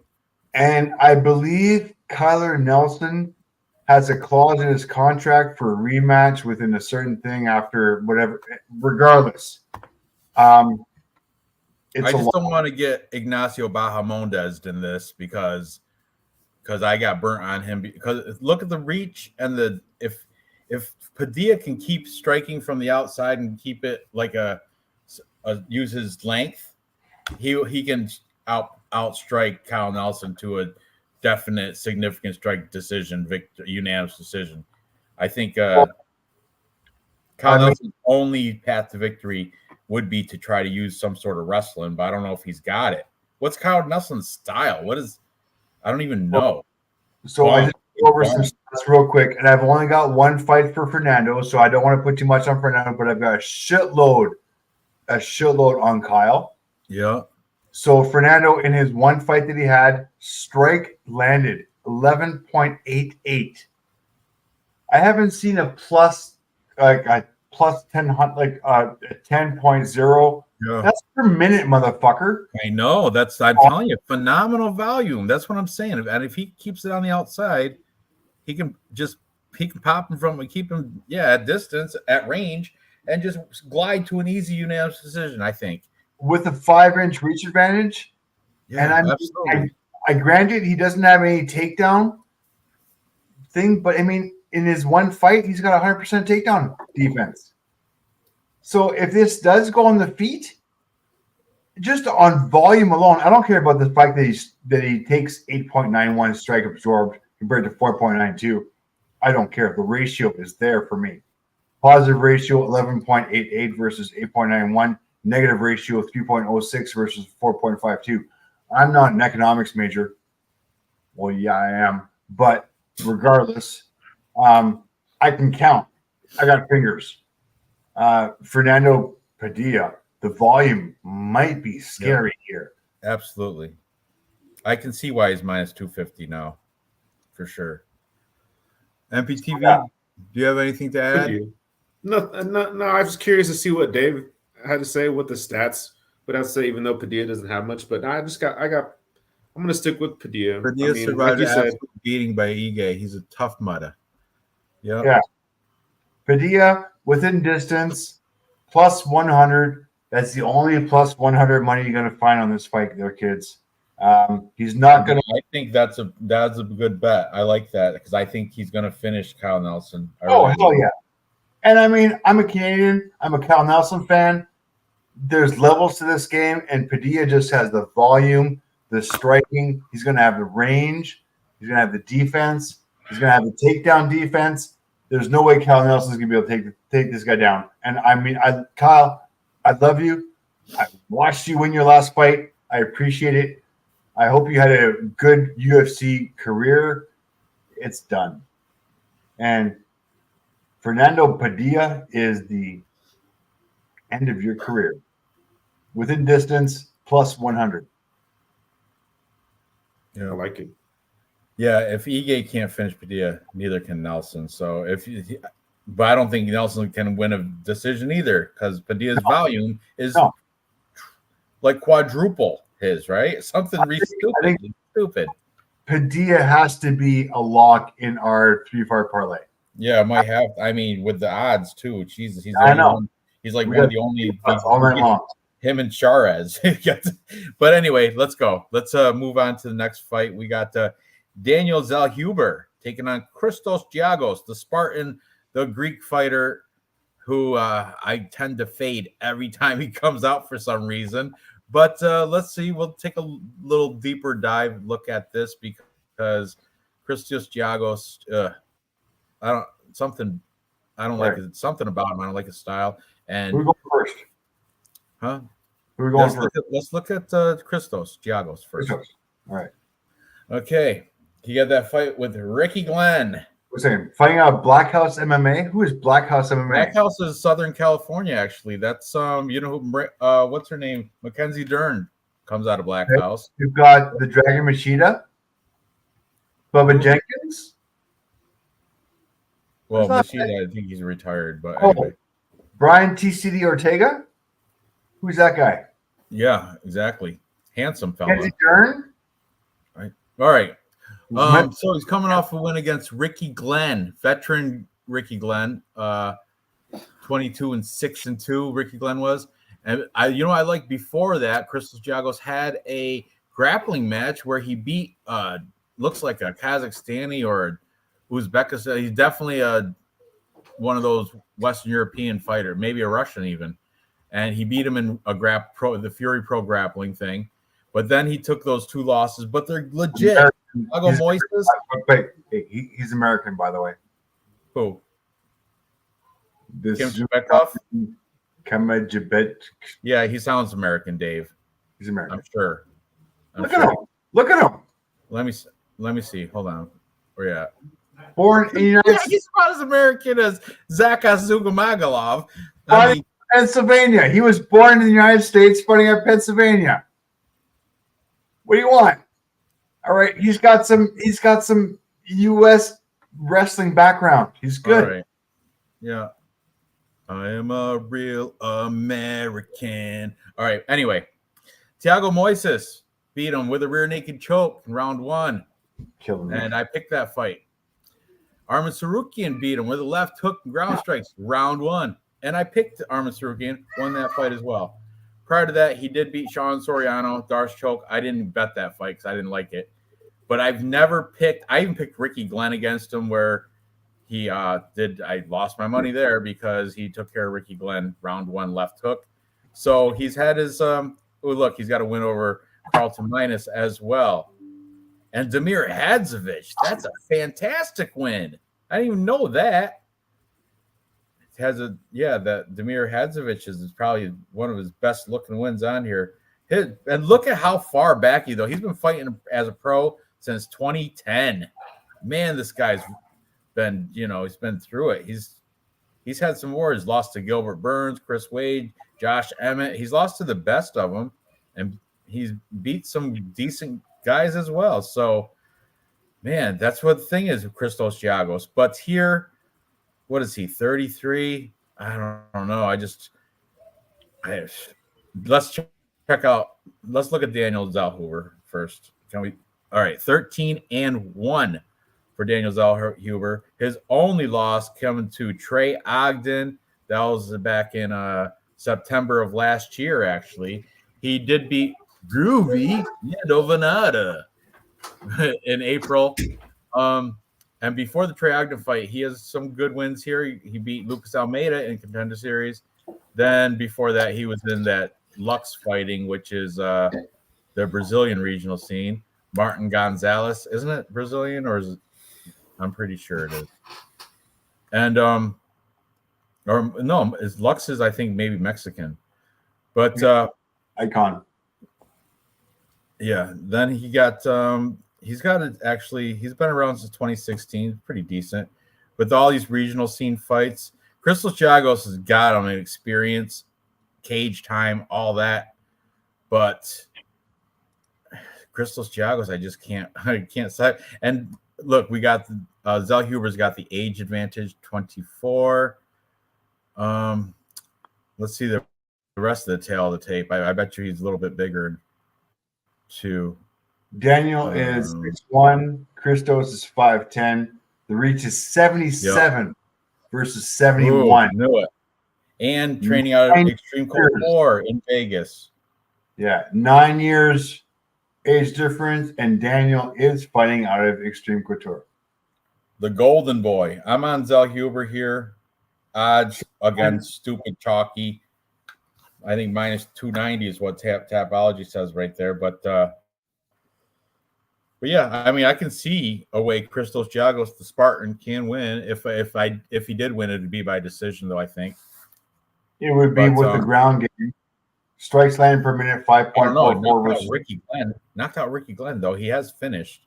Oh, look, he finished San Soriano's submission. But I'm still taking Zell Hubert. I don't care. I'm fading Christos Giagos forever. Giagos. Nothing personal against him. It's just, I don't know, something about him. So, what do you guys think? I'll go first. Go ahead, Dave. All right. We'll go back to the stats real quick. Daniel, strike landing per minute, 5.44 versus 2.86. I'm on Daniel all day long on the feet. Strike absorbed, 4.84 versus 2.85. Still, even ratio for Christos. Daniel Zegerberger, positive ratio, 4.84 versus 5.44. Going to be the busy guy on the feet. As far as the ground goes, 3.16. So if Christos does get this to the ground, that's his path to victory here. Unfortunately, Daniel has a 91% takedown defense. So if this does stay on the feet, which it should be, the height advantage. This 6-inch reach advantage should not be undermined, kids. This is going to be a stand-up fucking fight. Daniel is going to be able to dial this guy up. I think he's going to be the faster guy. He's the skinnier guy. He's going to be able, which leads me to be, he's going to be the faster guy, longer reach, going to be able to keep him on the outside. Daniel all day long. Man, I would love to hit the casino with Dev. Dev's got Christos by KO. Could happen, but that's a shot in the dark, man. That is a striker's chance. Daniel is going to have the. So I got. Long. I'm sorry. You got Zell Huber? Oh, yeah. Because of the volume? I'm going to go with you, Dave. I was actually on the fence with this one. I know that Ranj hates Giagos, and I wanted to make Ranj proud, and that's why I was going to pick Zell Huber solely just to make him proud. But you giving me the stats as well, I'm going to let the Capper comparison host here sway me to pick Del Huber. I really wasn't picking Giagos, but I can kind of see him doing that Ludwig Klein deal a little bit, but he's not as good as a striker as Ludwig Klein. I didn't like the way he looked against Thiago Moises. I had picked Giagos as my dog against Moises.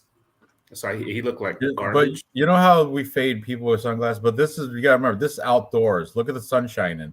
This is outside Vegas. So look at, even Ariel's got sunglasses. So you can't, and look, they both got sunglasses. So you can't really do the whole, oh, he's wearing his sunglasses, must have had a bad weight cut. You can't, that doesn't play here because they're outside and it is bright. Just I can show you weight if you want. I want to see the two. Behind the bench. I want to see the two Asian phone guys fight. I'll take the guy with the glasses, my boy. No, I'm going to take the taller guy with the bald guy with 2 phones. This guy's got 1 He phone. got double phones. He's 2 got phones. 1 phone. Hang on. This guy's got 2 phones coming in. Watch this. One's a GoPro, I think. It's a phone and a GoPro. He's got like a GoPro and a phone. GoPro and a phone. Then he gets right above the other Asian guy. I got the view. Way better angles. sorry. I'm sorry. You're right. I flipped my pick on that one.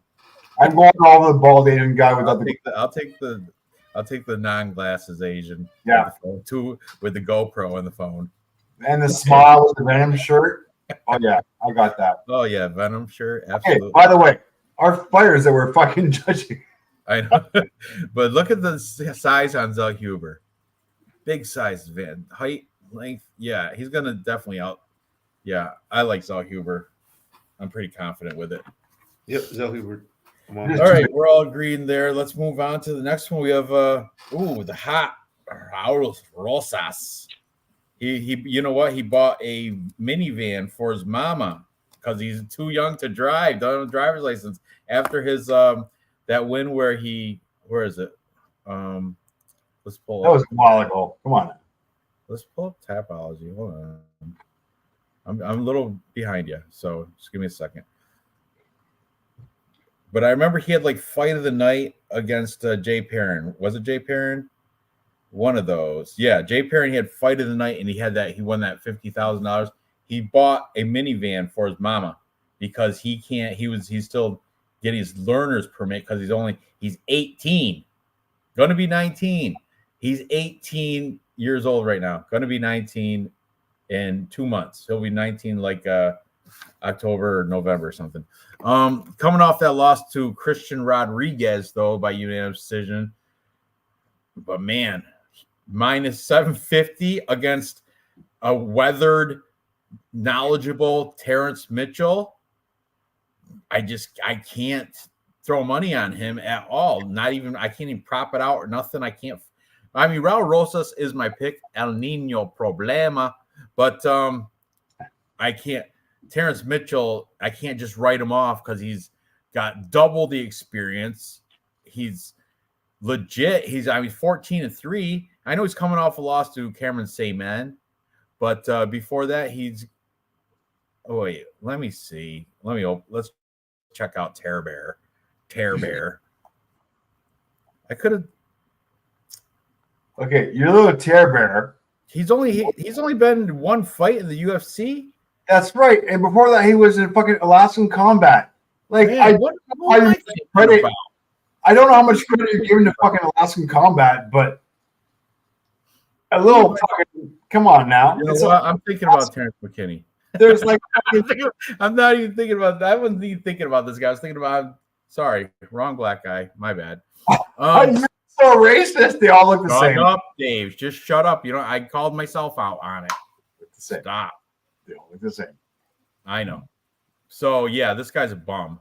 Yeah, Raul Rosas is going to walk all over this guy.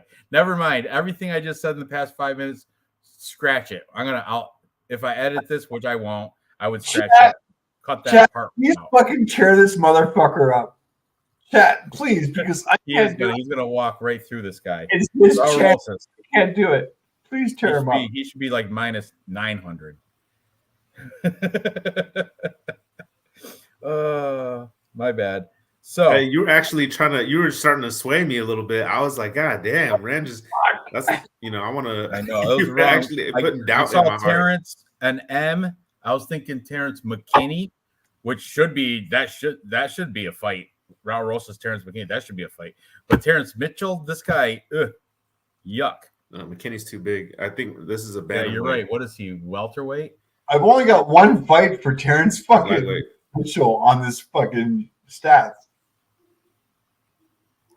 Yeah, he lost it too.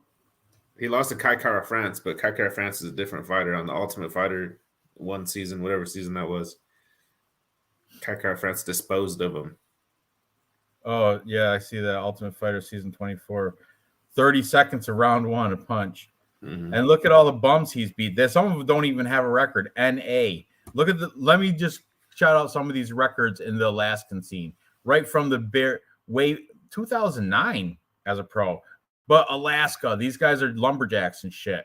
Okay, we got NAs. We got 4-1, 0-2, 1-2, 11-6. That's the best record of all that Alaskan shit.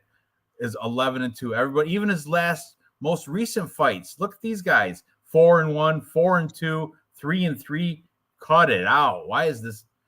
And Alaska, who do they produce? Jordan, Beverly Hills Ninja, Jordan Wright. That actually Khalil Roundtree, I think, isn't he from Alaska? All right, guys. This guy's Jared Cannonier. That's what it was. Wrong black guy. Fame is being knocked out in round 1 by REECAAAP France in 2016. This is this guy's claim to fame, and he has somehow been able to hang on to this claim to fame for fucking since from 2016 till 2023. Very impressed, but Raul Rosas Jr. is going to fucking hand this guy his fucking ass. It's not even close. There's levels to this game. I mean, what are the odds? Viking threw $10 on Raul by decision, plus 1,200 because they don't think this guy's. Yeah, I don't think he's going to last either. Terrence Mitchell is going to get knocked out. Minus 325. Yeah, they're by driver via driver's license. There is no bets in this. We need to move on. Yep. Well, let's look at them anyway. I mean, this is UFC's baby, literally their youngest fighter. Yeah. He's going to get pummeled. On Noche night, you think they're going to set this kid up to lose? No. No way. There's no way in hell. This kid's a competitor. He's young. Yeah, but he's a competitor. This is sacrifice. Sacrificial lamb is Terrence Mitchell. The odds aren't there. I mean, maybe by distance. Sorry, I hope he beats him by chinning him. So dig that chin right into him, just like high school wrestling. I guess he was a phenom during high school wrestling too, because he's only 18. Did he even graduate or just drop out to fight? No, he was in school. He would talk about how he's in school. So he's still in school, right? I don't know if he graduated already, but he might have graduated by now. The best odds we can do is minus 325. Carlos Rosas Jr. by TKO, DQ, or submission. He was under contract at 17 and had to have a permission slip signed by his parents or his mom. Yeah, no, this is all over. Terrence Mitchell is just right there. That what's highlighted. That's the bet. Minus 125 for TKO or submission. Sorry, minus 325. 325. You say you got to. My eyes can't see that small. Never mind. That's not even a bet either. That's not a bet. I thought you said 125. No, 325. Yeah, fuck that then. Yeah, no bet. But yeah, Raul Rosas is easy pick. Moving on. Next, we have this one's an interesting one. This is, I guess, Dave's got a lock on this one, but I don't see it because we have the Trailblazer Kevin Holland taking on Jack Della Maddalena, who his last fight arguably could have been a robbery. Just saying, just throwing that out there. Huge robbery. Because the other guy, let me hold on, I can pull it up on Tapology. I won money on that last fight. I won money. And Basil Hafez controlled him against the cage, had more control time, but I guess the judges say it was split decision, and I guess Jack Della Maddalena had more damage done, like he did more damage. But boy, I think I had it going for Basil. I think Basil got robbed because Jack Della was supposed to be. Basil was supposed to be a sacrificial lamb, just like Terrence Mitchell, but he didn't. He came out and he actually performed well with the wrestling and the control time, and that's everybody knows Jack Della Maddalena. That's his weak point would be wrestling. He's a striker through and through. He doesn't know what to do when he's on the ground. And Kevin Holland does. And that's why I think Kevin. Well, who's the favorite here? I think I'm going. This might be my dog if Jack Dell's favorite. And yeah, Jack Della Maddalena is the favorite here. He is -150 on Tapology. Yeah, I'm taking the dog pick. Finally, I get a dog on this card that I like. Kevin Holland, and I think he's going to either do it by submission or controlled time. I think Jack Della Maddalena is better on the feet, but I think Kevin Holland will find a way to get this shit to the ground and win, given by one dog pick on the card to come out on top. So that's my pick. Go ahead. What do you guys think? Man, And by the way, before I'm done, look at the reach, height 6'3" to 5'11", reach 81 to 73. Just that's my that out there as well. You can't bring that out. I was gonna bring that out. Fucker. Huh? No, I want to know some stats because these are some guys who have several fights, Dave. You're very. I kind of want you to go next here because I'm I'll go next. I'll go next. Please all right, go stats first. All right, let's go stats real quick. All right, and guys, when we talk about levels to this game, Kevin Holland, strike landed per minute 4.14, granted versus 7.27. Just wait. Strike absorbed 2.96 versus 3.50. So less strikes absorbed, granted more volume for Jack. On the ground, 0.83 versus 0.36. I think people underestimate Holland's ground game. The man is skilled. Do you know anybody who has submitted anybody off the ground besides Kevin Holland? Like off his back? Oh. Is that what he did? Submitted fucking a guy off the fucking ground. He is amazing. He talks his whole way through it. Takedown defense 33 versus 81. Takedown accuracy 41. I'm going to give the advantage to Holland on the ground. As far as on the feet goes, I'm going to give the volume to Jack, but I'm going to give Holland the experience. And I like fucking Kevin Holland huge. Number 10 ranked versus number 14th ranked. First of all, you talked about it. 6'3" versus 5'11". 81-inch reach versus 73-inch reach. I don't know who is heavy on fucking Jack Maddalena, especially considering Kevin Holland has the quiet ground game. He is going to be heavy on him. He's going to be dominant on the ground. This guy's heavy on him. All right, we'll see how it goes. Let's have a look at the face-offs real quick before I hand this over to MMA or to the Real News. Before I hand over to you, hang on. Real fight for me. Just call him MPTV. That's what I call him. MPTV. All right. Let's do that. All right, here's Jack. Ready to go. Like usual. Mm-hmm. But look at my man. Look at my man who is going to dominate this, who has the wrestling background, who has the ground game background, who can knock people off the back. In a guard, he can knock people out. I mean, was he the one that was like catching criminals before? Like he had 3 fights in a row when he kept catching these like people trying to assault or rob or some shit. He did. This guy is a fucking assassin. Look at the height advantage. Look at the reach. Yeah, I'm with you, man. I love Kevin Holland here. I like it. Kevin Holland all day long. JDM, I'm sorry. I'm a huge fan. Don't get me wrong. I'm a huge fan.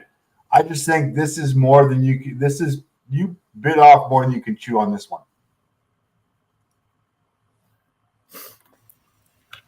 All right. He is higher. I get it. He's coming off of 2 wins off of Michael Chiesa, which is a fucking legend. Oh, Santiago Panucci. Oh, really? Who's this guy coming off of wins off of? Basil Hazarev. Oh, that was a robbery. Don't care. Randy Brown. Don't care. Danny Roberts. Don't care. Who? Ramazan Ameev. Yeah, I'm sorry. These guys are they're decent. Randy Brown's decent. Levels. No, they're decent. Levels. Kevin Holland is fucking 2 levels above this kid. Kevin Holland all day long. I cannot believe he is the fucking underdog all day long. My lock tonight. This is my tough, lock. you know? It's tough because I, you know what? I go back to both their contender series fights. Kevin Holland fought somebody named Will Santiago, and he won by unanimous decision. And they were talking to him afterwards, and he says that he didn't feel like he deserved a contract, but he wanted to go back and fight again, another chance the next week or whatever. That's how his style is. He likes to fight a lot. And I watched Jack Della Maddalena's fight. He fought Ang Lusa in the contender series. So I was like, man, this is interesting to rewatch because now I know who Ang Lusa is. He's kind of good. You know, he beat up Reese McKee. Yeah. And Jack Della Maddalena, I say he won the first round, but I had to leave real quick. And I came back in the third round, and Lusa's on top of him, beating him for however long that was, a minute. And I thought, man, I Ang Lusa's pretty good. I think Kevin Holland's better than Ang Lusa. Maybe this, and Kevin Holland has amazing power. Like, he's more of a one-shot, knock you out. It was beautiful when he knocked out Jacare Souza. The announcers didn't even realize that he knocked him out because he knocked him out with the first punch when he was talking to him. And he said, oh, yeah, I was dreaming about this. And then he said something else after that. And then he distracted him and he punched him. So for how can you not root for this guy? So I'm for that because I like his personality. He's either way. This fight can go either way because I could see him getting pressured. You pulled up the numbers. Jack Della Maddalena has 7 strikes per minute, 7 significant strikes per minute to what's his name's Kevin Holland's 4. So he'll bring a different kind of pressure than Wonder Boy brought. So it's interesting, but I'm gonna go with Kevin Holland. Kevin Holland by knockout. Me too. The only thing I don't like about Kevin Holland is I saw him throw that fight with Derek Brunson, and rumor has it that he told his like East Coast cousins, like he's from, where's he from? Longo MMA, right? Luter, Travis Luter, that's Texas. Yeah. Travis Luter, BJJ, that's down in Texas. But he has like relatives on the East Coast, like New York, Washington, D.C., somewhere. And rumor has it that before that, Derek Brunson, Blonde Brunson too, I think it was. But before that fight, he told like his cousin's boyfriend, because there's no name relation or nothing, to throw big money on Derek Brunson. And I remember Derek Brunson was like a stupid plus money, like plus 500. It was something real stupid. And if that's true, the return on that would have been bigger than fight of the night bonus, bigger than all that shit. And if you watch that fight, if you go back and watch that Derek Brunson fight, you can see like purposely slacking in the wrestling. Like, he was talking, but he was like, he wasn't. And I totally, when I heard the rumor, I watched that fight and it left a bad taste in my mouth because I think there might be something to that rumor that Kevin Holland threw that fight against Derek Brunson. But still, I think this fight here, he should be able to beat Jack Della Maddalena because I think that was just a one-off. He hasn't thrown a fight since then. But that was shitty. That was 2021 March. So, but I still like I like Kevin Holland here. I fucking agree with you, and I would go with that fucking betting, but unfortunately, he's the dog this time. So if you bet on him, you get money back. So as far as the bookies go, this is Kevin Holland's jam. I mean, and look at who he's beat: Michael Chiesa, Santiago Ponzinibbio. He lost to Stephen Thompson by retirement in round 4. That was Before that, Kazan. Everybody. All right. Dirty Bird. That's Tim everybody. Means. He beat Tim Means by Darce choke in round 2. He beats Alex Oliveira by I think that's what's going to happen here. 2. Submission. Kevin Holland, submission. Yeah. The only fucking losses he's had is like to Marvin Torrey, Derek Brunson. That was like 2 or 3 years ago. I mean, besides like Vittori, Brunson, Chimaev, okay, Stephen Thompson, I don't like that one, but that's the only one I don't like. Like all of his losses. And now he's doing video. Now he's doing commercials with Stephen Thompson. See that? honestly, The tequila Kevin commercials. Holland, You see them? lock of the night. Kevin Holland, all fucking day long within distance. Yeah, plus money. What are you thinking? I like that pick. What the odds are? Good. Let me see what the odds are for Kevin Holland within Because distance. that's making our 3-fight parlay for sure. Kevin Holland at plus what? Well, Kevin Holland just by fucking money line is is plus 125 Like within it. distance, which I'm comfortable with because he's not. This is a co-main, right? Not going 5 rounds. Plus 250. Kevin Holland plus 250 within distance. Lock of the fucking night. Put your money in. Put your mortgage in. Get your fucking your kids' college tuition out of the fucking bank. Put the money on this. Plus 250. Kevin Holland within distance. Hope you didn't just jinx it.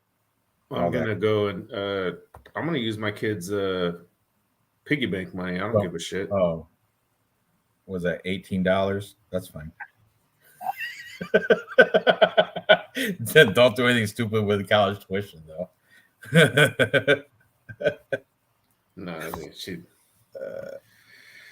who knows, man? College is something else these days. Yeah, Don't even pass down the business, sir. Don't even pay for college. Just get loans and never pay them back. 5 rounds, guys. You're gonna go fucking Kevin Holland for 5 rounds and survive? Bullshit. Give me somebody who's fucking survived 5 rounds against Kevin Holland. Within distance. Lock of the night, guys. Lock it in. Plus 250. All day long. That's what I said about last week when he picked Strickland. I said, Dave, you must be drunk. So, hey, maybe. Doesn't matter. Yeah, true. As well as aggressive, as well as fucking Grasso. Oh my god, I love you, Valentina. Yeah, let's talk about the main event now. Sorry, Alexa Grasso, champion. Underdog, champion. Taking on GOAT, Valentina Shevchenko. And rightfully so, that's why she's the favorite here, because she is the GOAT. I mean, everybody has their bad nights, and ideally, this, because it's Noche and Grasso's Mexican, it should be, she's going to be like, crowd's going to be behind her. But Valentina's got her own following as well, because she's a KGB spy and shit, all that good stuff. Well, not really, but you know what I mean. And what's interesting?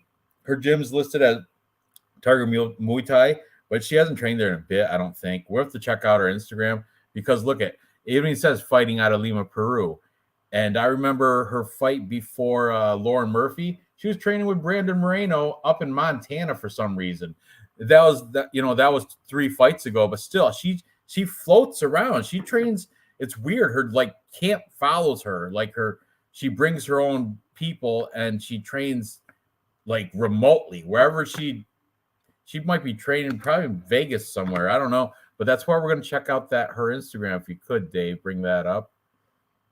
Oh shit! Sorry, my bad.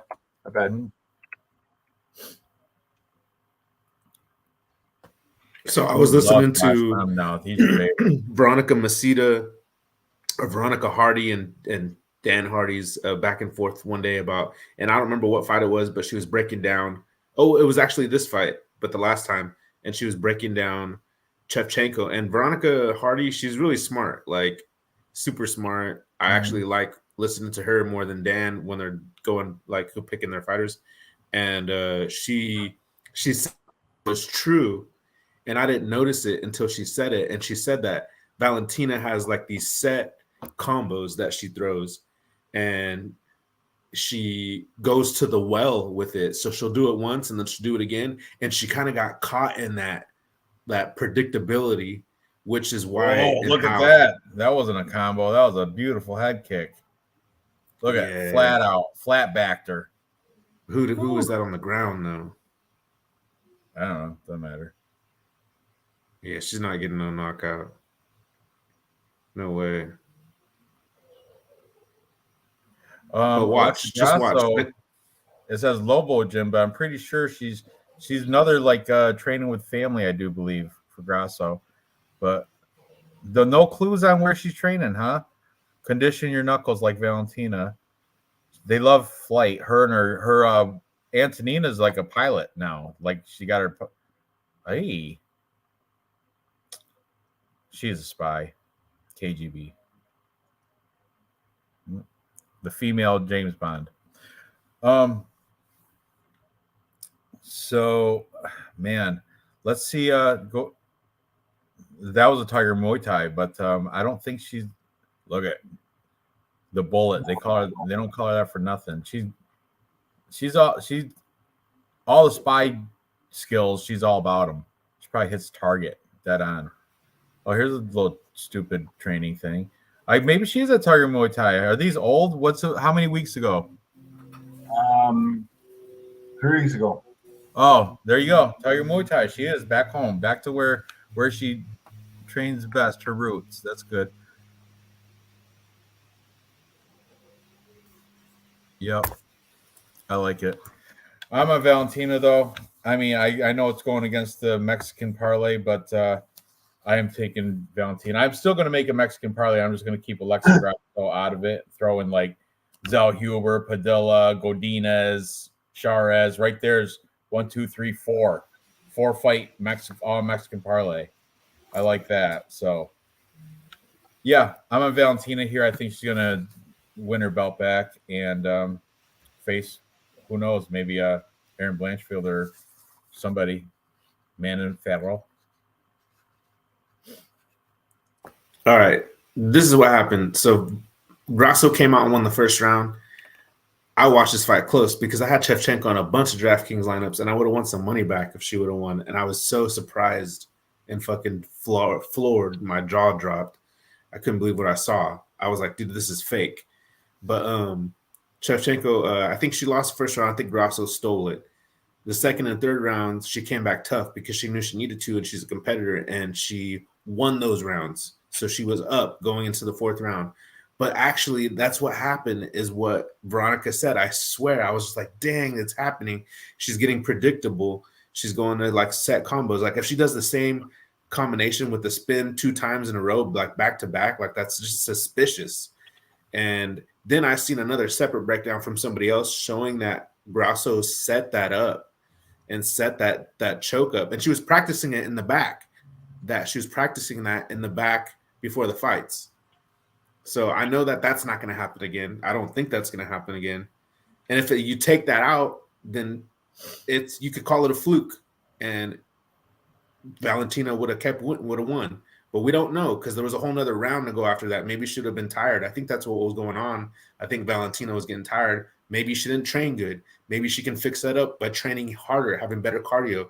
Because if she can have better cardio and keep the same energy, Valentina gets this win all day long. For the people picking Grasso, that's crazy. How are you going to count Valentina out? She was like the queen of the division for years. You don't think she can go and get a little better cardio? Because she has more skills than Grasso. As good as Grasso is, boxing and everything, Valentina is better. I got Valentina. Yeah. Let's it's only fair. Can we look at Grasso's Instagram, Dave? We didn't check hers out. We saw Valentina. Sorry, Dave.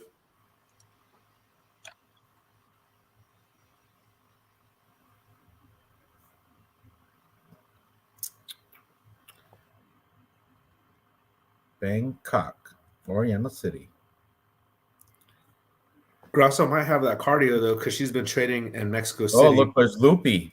Oh, training with Lupi Godinez. I like that. Lupe is also up there as well, or was up there. Are they at Titan up in Vancouver?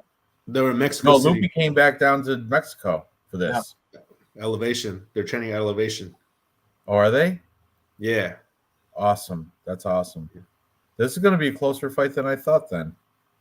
Yeah, I know. That's crazy too. But hopefully, Shevchenko's. But I still like Shevchenko. She's still more skillful, for sure.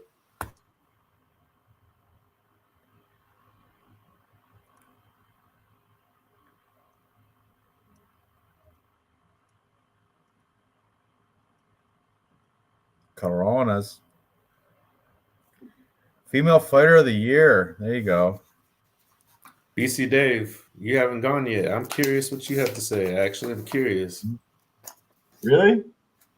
Well, yeah. Yeah. I mean, I hope you You're have up, Valentina Dave. because You're up. What are you thinking? All right. Oh man, this is fucking horrible for me. This is really horrible for me. Valentina. Strike time per minute 3.29 versus 4.88. Better ratio, strike absorbed 1.99 versus 4.07. Valentina is the ninja as far as I'm concerned. I know she got rocked her last fight. As far as the ground game goes, takedown average 2.57 versus 0.34. Takedown accuracy 64-44. Takedown defense 72-61.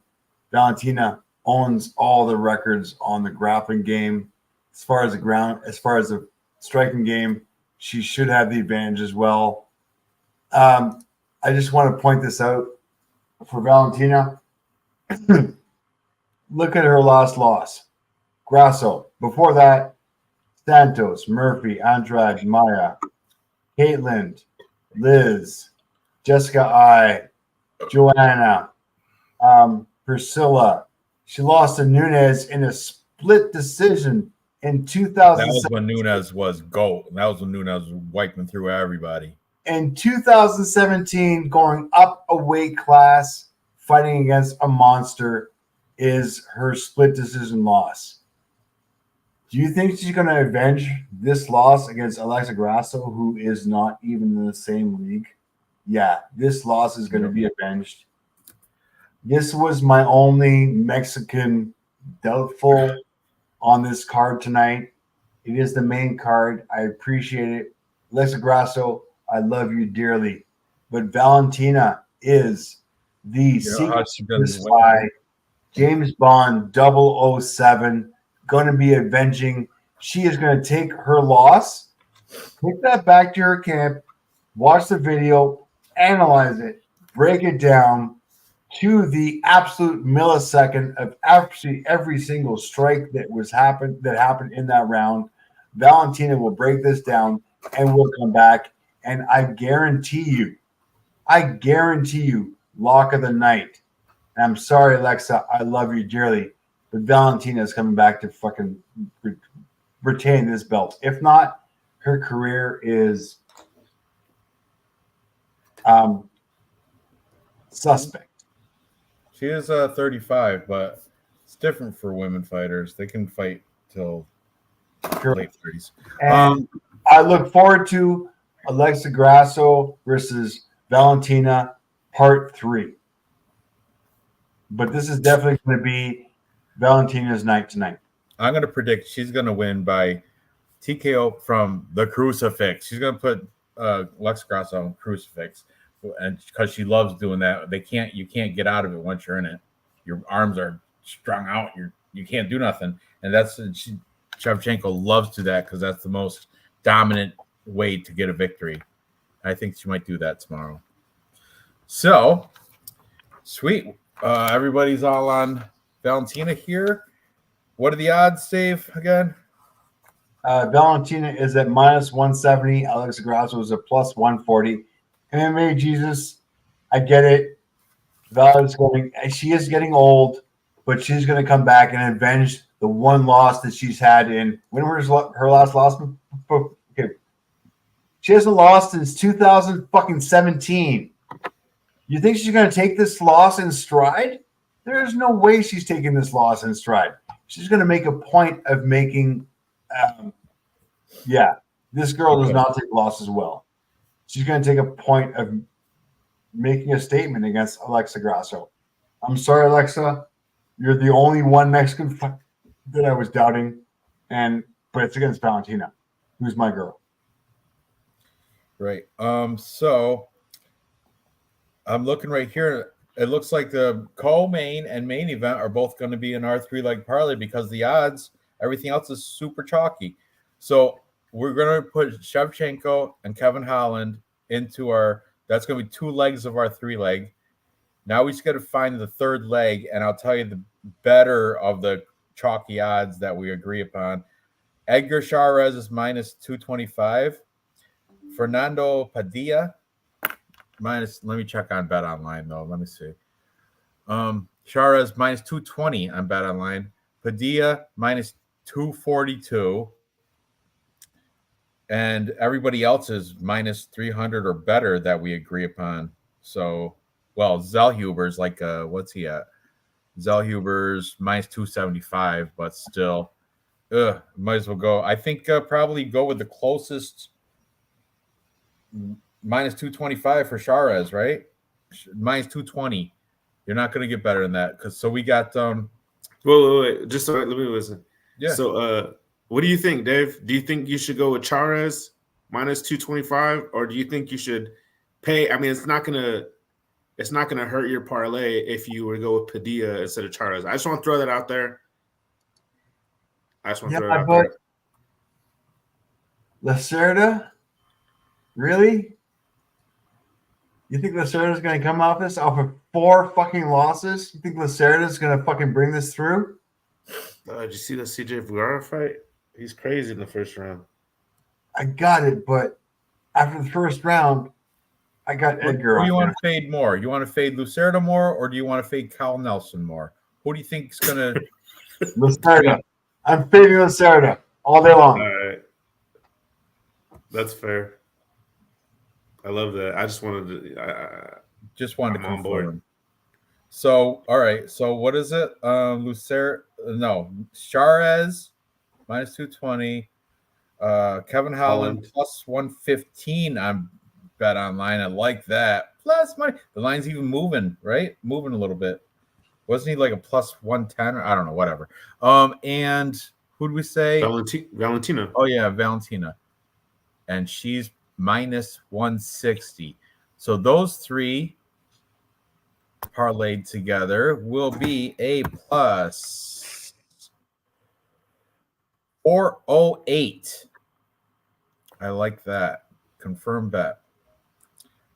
Plus 408. I'm going to copy and post it. I still got to throw my, I think I still got to, I got to update my Tapology picks though. Methods. Same people, just different methods now since this show. So we got, yeah. I'm gonna do the 4-leg all Mexican parlay too. But listen, I mean these guys: Daniel Zellhuber, Padilla, Loopy. I can't even throw that one in there. Charez. That's 3 good legs with not horrible odds. But then if I throw in Loopy at minus 450, that would have to, because I'm not taking Tracy Cortez, so it would have to be Loopy. But anyway, this thing, let me post it onto here, clean it up. Paste. Okay, catch up with the chat.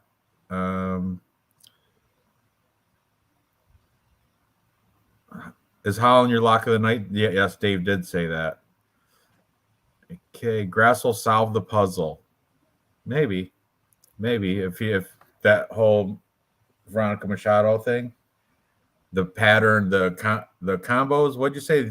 Same combos. I don't know. I think she might switch it up now because I think almost like a dance routine, honestly. Right. But maybe she might switch it up now that people are onto it. It reminded me of not a dummy. Her fight IQ. She's a professional. She's a GOAT. No, I have faith in her. I would love to put her in a parlay. Personally, it sucks that you're on Jasmine. Just in a perfect world, if I could control the whole world, me, you, and Dave would have sat down. We would have had Cortez, we would have had Valentina, and we would have had Charez. I don't know. I got a soft spot for Jazz. Stop putting girl fights in parlays.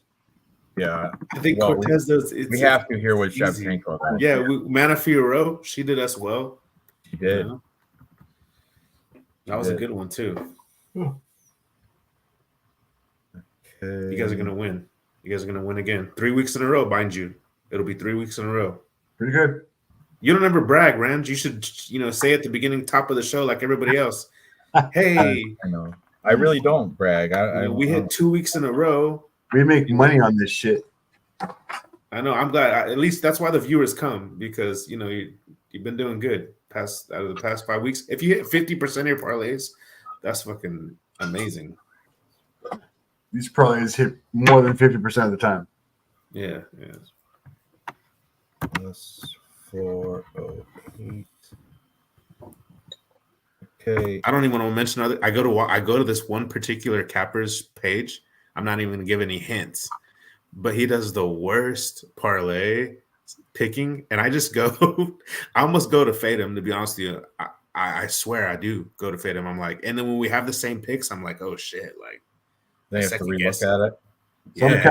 The fade.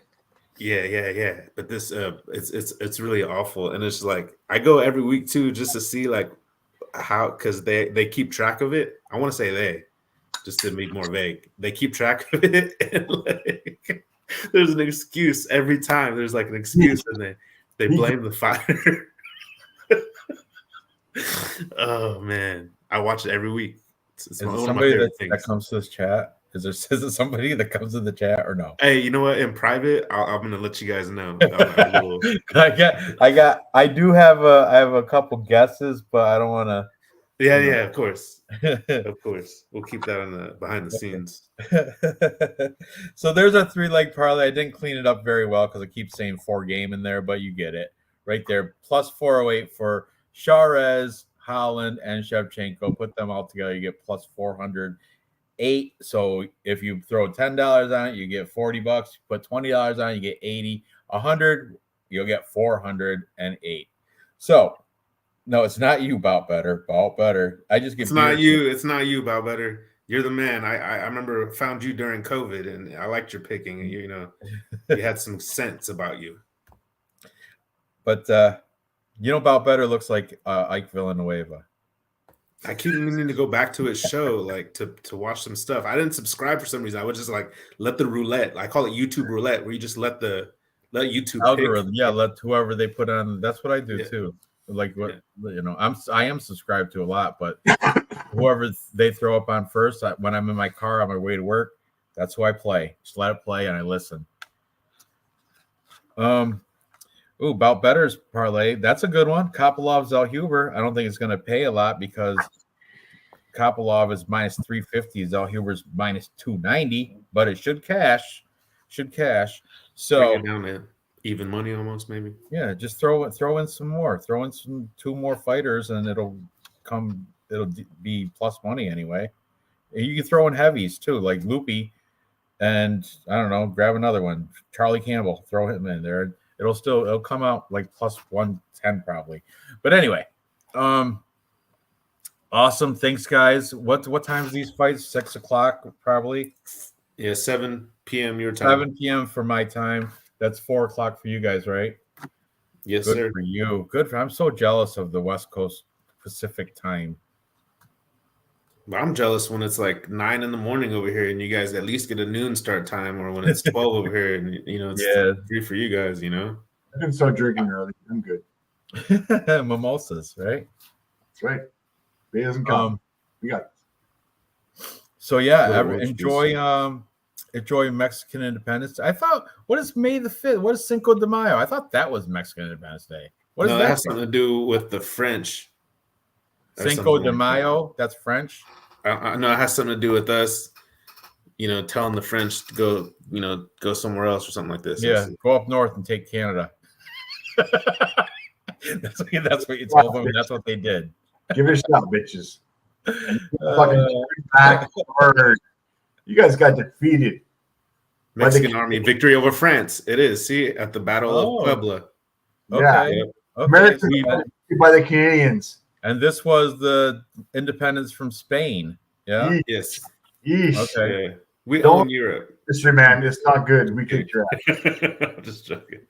I don't even care. Honestly, this is the one sport that I realize that I'm not a racist at all. Like, I don't choose my race. One thing where he's not a racist. All other things. One sport.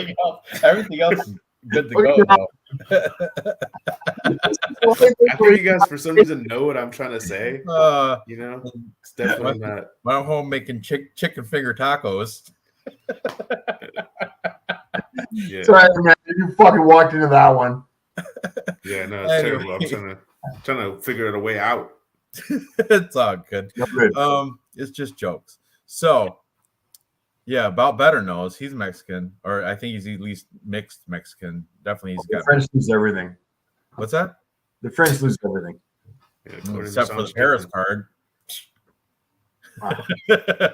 But True. That was Paris card was my best card I've all year. I think a 10-1 or something like that. Spivak. Terrible. The Paris card only got one pick wrong in that entire card. Hey, we hit the parlay though. That was beautiful. Yeah, that was awesome card, and it was the easiest one. Oh, the favorites one. You know who I lost on that Jocelyn Edwards. Yeah. That was the only fight I lost. You know what? That could have been a robbery. It was. It was. I was watching that as I was driving. That would have been my perfect card. But anyway. Shit, dudes. Guys, I got a jet. Have a good night. We all got a jet. Thank you guys for good night. Thanks for hanging out, and you guys too. So who's the cap? Oh, hold on. Let me end this. Let me end this before you tell